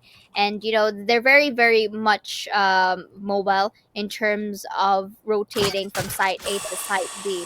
So I think this time they're just waiting for, you know, any reaction that's gonna come from Ren Victress at the moment. I like this position by Shirazi. Once again, the Molly is going to be very effective in slowing down Alter Ego Celeste, but then that move is very questionable, jumping into her own smoke like that. Napsky will be happy to welcome her in close quarters there, but Mikasi trying to defend this will look at the wrong direction, and Napsky able to TP out and maybe take care of this Alexi lady. Outside, who she's very aware. One enemy I remaining. think she saw her gun barrel or something, and that made it sure Napsky will get her. And, Ali, nice try. Look at the dings with the Spectre, but it is a Spectre, so the damage wasn't there. And an 8-7 lead will be in the hands of Alter Ego Celeste off of that win. Exactly. So basically, Napsky, beautiful counter strafe as well, and like her jiggle peaks just to confuse the team. So you did mention Shirazi really has a questionable feat right there, trying to push on her smoke. Even though I feel like as well that under that window was also a good spot to catch them off guard. So with that being said, we are seeing some amount of questionable plays for both sides of the team. I feel like this is at this point is like where the stamina is also coming into play, and the capability to be tilt proof is also coming into a factor because they've been playing 3 consecutive games, you know, and I feel like despite having the communication, sometimes the actions or the intended actions that they want to do in the game is not kind of reflecting into their senses or their reflexes. So right now we're seeing Celeste once more trying to take time. Celeste taking time in terms of actually pushing the site, because I feel like Bren with these utilities tend to be quite reactive and they want to pick off the players from that. This drone will spot out Zinni. Zinni will be caught in an awkward situation. Here she is spotted. Does she know that she's spotted? She needs to get out of there. Otherwise, she's going to get a... Wait, that's a free kill, no? Oh, she TP'd out. Okay, there you go. Okay. Thankfully, Zinni just didn't give her life away like that. So, yes, B-side is taken. And now it is a 5v5 retake. There are utilities still on his hands of Mikasi, for example. We have a showstopper. Satchel will try and disturb Neri on this cubby position, but I think she's dead. Honestly, the showstopper here being popped will just make sure Neri yes, especially with that follow-up by Shirazi as well. Getting the headshot, double headshot. Ali will find Navsky before she finds the time to rendezvous out, and Shirazi will close it up with her third kill. That is a flawless retake for BRNV Esports Victress. To start it off, the position of Inari was very dangerous already from the start. But okay, so the pros and cons is, of course, cons gonna lead to her demise. The pros, however, is it forced out the showstopper. So with the showstopper absent on Mikasi, Inari basically just needs 3 more kills or orbs to get for her to get her own. Nabsky and Oreophilia, take note, they do have their ults to be in play, so maybe they will be using these at any time soon. They have to. If they keep their ultimates, they're not gaining anything. And if they use it now, they play, let's play. So I would love to see Shirazi just use her orbital strike. I would love to see Oreophilia use her cosmic divide to get an easy access towards one of the sites. And well, it's really gonna depend on how well Shirazi again uses or times her orbital strike and Molly to delay Alter Ego Celeste again. They will know now that Garden is compromised. Will be cleared out again with the Trailblazer. She will see 2 players. Will in fact stun one of them. But what is the follow-up here by BRN Esports? Will they just stay passive here and allow Alter Ego Celeste to rotate out? Or are they going to take active control somewhere? And the answer is Mikasi is taken. Showers control very deep. Oh, but look at this now. Maybe spotting her out. Beautiful snipe there. Coming in from that. You want to fight it? So that already is man advantage for the side of AECL. Now all entry points are blocked. At least the half of A side. So this could be an opportunity. Ayumi, however, from the behind, gets the shock dart kill, taking down her clone, which is Ali. Because they have, same Sova. And right now, this cosmic device, I think, really benefited themselves. So look at Mr. Razi, however, with the smoke. But left small gaps, will be missing their shots. But gets another beautiful teleport as well coming in. Loving this position coming in from Celeste at the moment. That's going to be one. Make it another for Zinni. But this is one. They have the luxury not to peek. And this is a reposition from Zinni. Uses the teleport. No time. Gonna hunt them. Yeah, just gonna go for some extra frags, I reckon. But there's no time for that, and I don't think she'll be getting out of this teleport. Just to save that gun. She needs it. Economy not very good. They will be able to buy one more time, but that's it. They've exhausted their reserve funds. And Shirazi didn't get to use her ultimate. And Mikasi was kind of unlucky because the timing was unreal. If she stayed alive and just gave information to her teammates that Alter Ego Celeste were making their way back to A, that would have been beneficial. But she just died too quickly. And that allowed Iceberg to just get into U-Haul, and then the A take was just easy.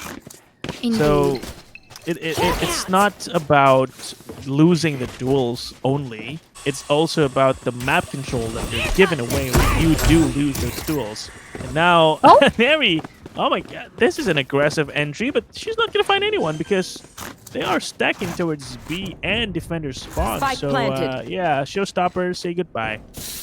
Indeed, but I think she wanted to try what Mikasi did from earlier. It's just that she wasn't able to. Yeah, maybe she just wasn't able to spot it out. Okay, so this is already the plan spike. Beautiful deny of the recon vault. Orbital strike. A lot of ults are being dished out here. The drone is going to spot out Oreophilia. No. But Alexi goes towards the push, and right now that's gonna be the defuse coming in from the team. Last player But standing. the spike diffuser is killed Shirazi for the trade. However, do they have time though? They do. As they are able to take a Yumi down, and once again we're seeing a tie for both sides of the team. Okay. Yeah. It was unfortunate that Oreophilia did not decide to just get out of there when she was tagged, and she was just dead before even using her gravity well. So the delay on the spike diffuse was not enough for AECL. And so Brun Esports, they were such good covers as well, right? Where when one of the teammates were defusing, just stay there, just be the meat shield for her teammate, and it was good enough for Brent to equalize 9-9. Oh my god, they're so neck to neck, and this is a faster pace we're seeing from Ultra Celeste. Maybe because it's low risk, they don't have the guns to really make use of this round very well. Will spot out 2-3 even if they notice that there's also a sky there, so they should know that there's only 2 players towards A. And if they make use of that information really well, I think there is an easy access towards A side. There. So Alter Ego Celeste has been very scattered throughout the map. I don't really see them too much push together unless they were able to take the clear on the site. So I like it how Shirazi uses the molly there, but I guess not enough in towards that. That's gonna be a pull. Tries to get in towards the smoke. Will be spotted, but Ali still takes the kill due to the weapon difference. That's gonna be recon ball as well. Managed to spot out Shirazi, but is going to be backed up by Mikasi. Ayumi will be taking Shirazi with the shock dart. The spike has been planted. Oreophilia greets her with the sheriff. Alexi for a trade of her own. Oreophilia dwindle it all to a 1v1 now. Let's see. There's going to be the defusing spike. Iceberg, you gotta push. You gotta push, my guy. My girl. But you know what? The trap is all enough to get that thrifty. And I thought for a second we won't be seeing a thrifty here. But you know, I am proven wrong once again. And I like it. I love it. Oh my god. That was such a chaotic round. And Eri, I thought she was going to get a kill, but then she got traded because she was too giddy, seeing that Shirazi got recon, but she tried to kill her through the smoke, and that didn't work out. But then Oreophilia survived for so long to get an extra kill, and as you said, dwindled it down to a 1v1, and it was a kind of a failed Viper snake bite that worked out in the end. So I guess you can't really call it a fail. And just like not a fail is Alexi's tour de force. That's a good kill, and this is going to allow them to play this 5v4 advantage with less feasible weaponry. So it is still an advantage on their side. They should be able to close this. But Aneri, wait. She is an attacker. She is already inside B, and this might spell disaster for the side of... wait. Spike down B. Alexi just doesn't care. She's not dead yet. Oh, my God. Oh no, the suspense is really getting into me. So right now, Alexi does know someone is an elbow at this point, just waiting for that moment to make it a third. It's gonna be a fourth though. Not gonna be as she shuts down Alexi, but it's all up to Iceberg now. This is a 3v1. She's gonna come from B long. Oh, that's gonna be one. Angle isolation is in her favor, so she can take the spike and teleport, which is about what she's about to do. So all three are just gonna go beyond. She doesn't have time to re-rotate anymore. That's gonna be Viper's hit. Tries to spike. Plant the spike. Plant the spike again. And now this time, let's see how she's gonna isolate the fights this time. Oh, Mikasi tries. Oh, that was so close, the timing! Oh! This is making them really feel weird at the moment, huh? And here they are in the spike. Not sure if they spotting out right now. That's one. How is One they're enemy going? remaining. That's another No one. way! Beautiful clutch coming in from Iceberg. Her utility usage and the Viper spit to play around triple is enough to get their 11th point. That was beautiful clutch from Iceberg. Disgusting. Viper Spit was already bad enough for BRNV Esports. The timing! She moved away just as Mikasi was about to spam that exact spot where she was standing. And Iceberg used the Viper Snake Bite. She knew that it was going to be effective because everyone from BRNV Esports was already chilling inside the Viper Spit. So they were standing on 1 HP. So a Viper Snake Bite, just a tingling sensation from the Snake Bite, will be able to take them down, and they did. And they just died to Iceberg's superior positioning. Nowhere to run! What a clutch from Iceberg. And now the momentum is going to shift, right? And talking about shifting momentum, those 2 kills with Hunter's Fury is going to change everything. And this corner check, that is not a good corner check, but that is a good satchel into a headshot. And with that, a 5v2 is already secured Spike for planted. AECL because BRNV Esports Victors decided to just save it. Indeed. I mean, they don't really have much to do at this point, so might as well save these guns because this is match point afterwards. But Yep. Neri, my guy, My. very much with the bloodlust coming in, tries to hunt for the peeps, but is tapped Beacon by down. Firazi. Guys, I do hope that Last player standing. there you go. I hope that they were gonna hunt them down one by one, but Ayumi takes the 3, and Ali, being the remaining member alive, is going to potentially save this Vandal. There you go. Out of charges. It's a phantom. Yeah, Phantom. There you go. I'm sorry. You know, this is the Match sign point. of hunger. I should have said. I get it. I should have said rifle to be safe, but you know. Yeah, yes, but then you'll be one of those filthy casters who's just, you know, saying stuff just to be safe and whatever. It's Well, okay. I It's mean, at okay. least I admit. But look at that replay. Yes. Beautiful Hunter's Look at that. Fury from Fun, though. Ayumi. Yeah, the corner check. Not really the best corner check that you have. Right But here. the fact that, you know, Ineri was able Right to here. work it out and kind of outplaying Mikasi from Yeah, back there, yeah. that's really amazing. From That's gonna hurt for Mikasi, right? Mm. She was so ready to spike it around again for the side of BRNV Esports, but then Aneri just pulls off one of the most disgusting satchel movements to win that duel against Mikasi, and yeah, that's just insane. Mm-hmm. And here we're going to have a very quick timeout. Not sure which team it's from, but we're just gonna have to see later. If we could, take a quick peek of the things that are happening into the play, that would be very great. Mhm.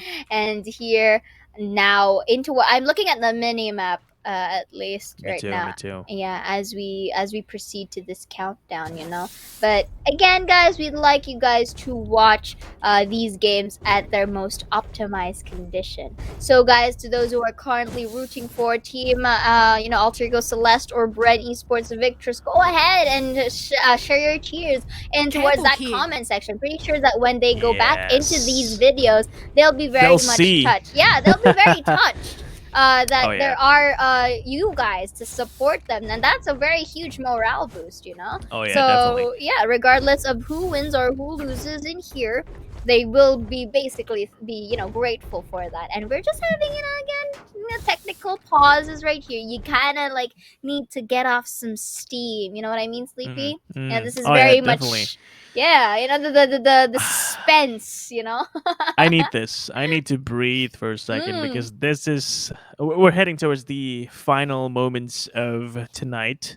Mhm. 12-9, 1 round away from closing the series for Alter Ego Celeste, 3 rounds from taking us to overtime for BRNV Victors. Mhm, mhm. And they do have the money to support their journey in bringing us to overtime, but do they have the aim?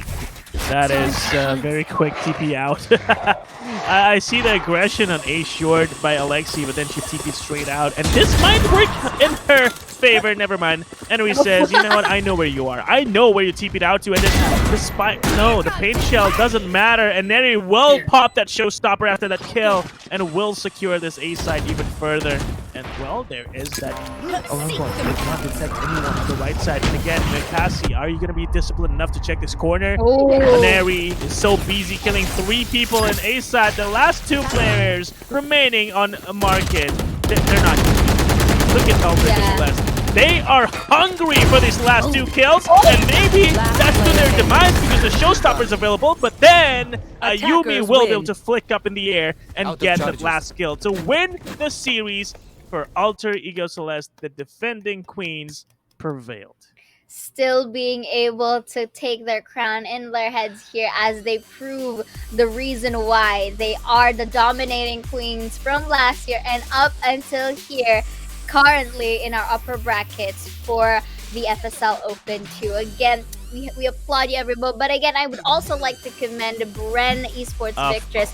You guys have made it through game number 3. And the last time that I remembered with the team being able to get a map against Alter Ego Celeste was Mad Army from before, now Team SMG, if I'm not mistaken. So guys, you have made yourself a statement and one in for the books that you are the second team to actually get a map to them. Well, I haven't really seen the other games because they were a lot. Remember, we have until Group C, so I wasn't able to see that. But at least in the broadcasted ones, all right?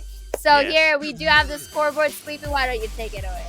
Aneri, just amazing all around, especially with those plays, outplaying Mikasi. So yeah, it is official, guys. Aneri won the duelist duel over Mikasi, but that's all fine because I think Bren Esports, they still worth recommending to watch them because look at how they did. Alexi, she started off really, really hot in the first half, always finding the kills wherever she goes, but then kind of slowed down. Still finished on the top of the scoreboard though, while Mikasi was kind of struggling to find her groove here on Bind, which is fine because her teammates did support her very well. So that's why Bren Esports still managed to put up a fight against Alter Ego Celeste, but in the end, it was Alter Ego Celeste's abilities to clutch those moments like what Iceberg did in that 1v3 with a Viper Spit. So Alter Ego Celeste, I feel like they won because individually they're just stronger. And this means that Bren Esports, yes, they do have the individual capabilities as well, but I feel like they're also still a little bit behind in terms of strategies, and the depth of their strat book is still seen to be not as deep as Alter Ego Celeste's. And this is not a problem to worry about too much because, well, they are still alive in the lower brackets. So they will have a chance to review what happened today in the series against the Queens. And we are going to see what exactly happens here in the last game of the day. And these are your highlights for today. Exactly. These are the highlights that I'm pretty sure our teams will definitely review.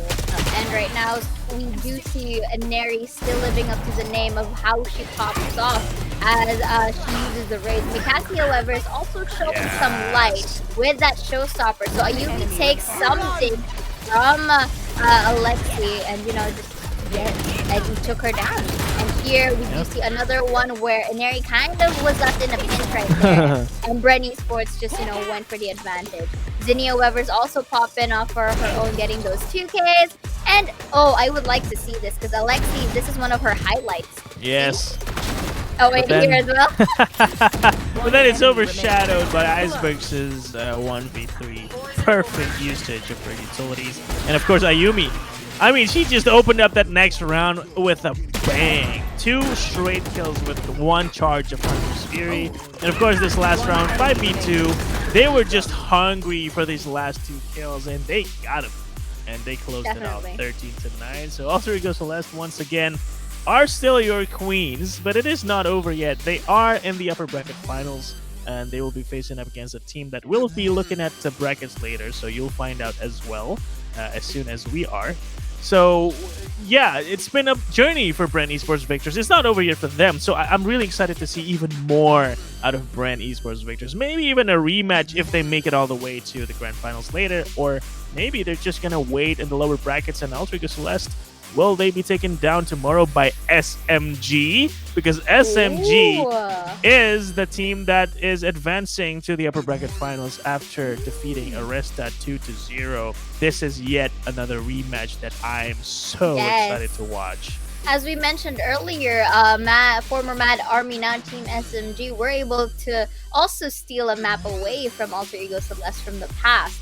Although it is from the past, it may have another reflection of what's to come for this matchup between them. And I'm pretty excited to see how these ladies are going to battle it out. And of course, as well with the lower brackets. Zolmeraki versus Bren Esports Victress on the lower brackets, and as well as Aresta and X10 Crit on the other. So these are just really jam-packed games that we are about to witness, Sleepy, and I'm so excited to witness these. Yes, and of course we are gonna be checking out tomorrow's schedule now. What are the matches lined up for you guys tomorrow? And this is it. Bren Esports Victress versus Zolmeraki will be happening tomorrow to decide who gets to move forward in the lower brackets. Alter Ego Celeste, of course, playing it out against SMG, will decide who gets that first spot in the grand finals and who gets to go down to face up against the winners of the lower bracket matches. And we'll find out who will be there in the lower bracket finals as well. And that is on Game 3. So, guys, you do not want to miss this. This is the end of the road for Open 2. Only 2 days remaining for us to watch these teams, so please stay tuned to these channels. This is the main stream on FSL on twitch.tv. There's also a sub-stream that you can check out. It is FSL_2, so go ahead over there if you are more interested in the matches that's viewed there. So yeah, today is fun. Tomorrow, I think, is going to be even crazier. So I thought you were going to say funnier. No, maybe funnier. I mean, we've seen some funny stuff today that I would love to see even more of tomorrow. But of course, that is it for today, Zaya. It's been really, really great. Okay, so yeah, let's. So we're gonna see you guys tomorrow on the stream as well. Do not forget to click that follow button and follow our socials as well, so you don't miss out on any updates. I'm really, really thankful for you guys tuning in. I'm Sleepy with Zaya. We'll be signing out for today. Thank you so much for tuning in, and we'll see you guys again tomorrow. Good night.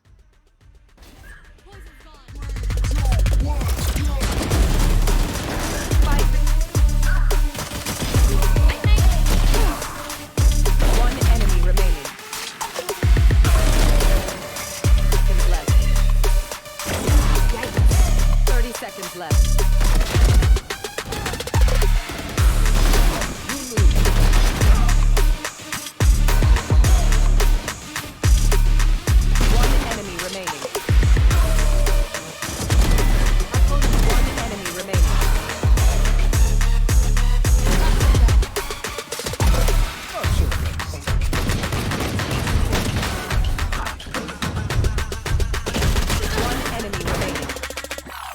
Get it, talk in the club, talk in the club, with a talk in the club, talk in the club, talk in the club, with a get it, talk with a couple hundred thugs, talk in the club, talk in the club, with a talk in the club, One talk enemy remaining.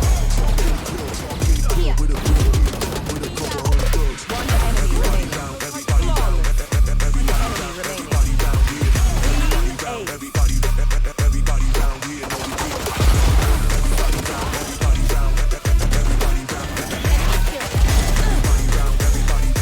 everybody down.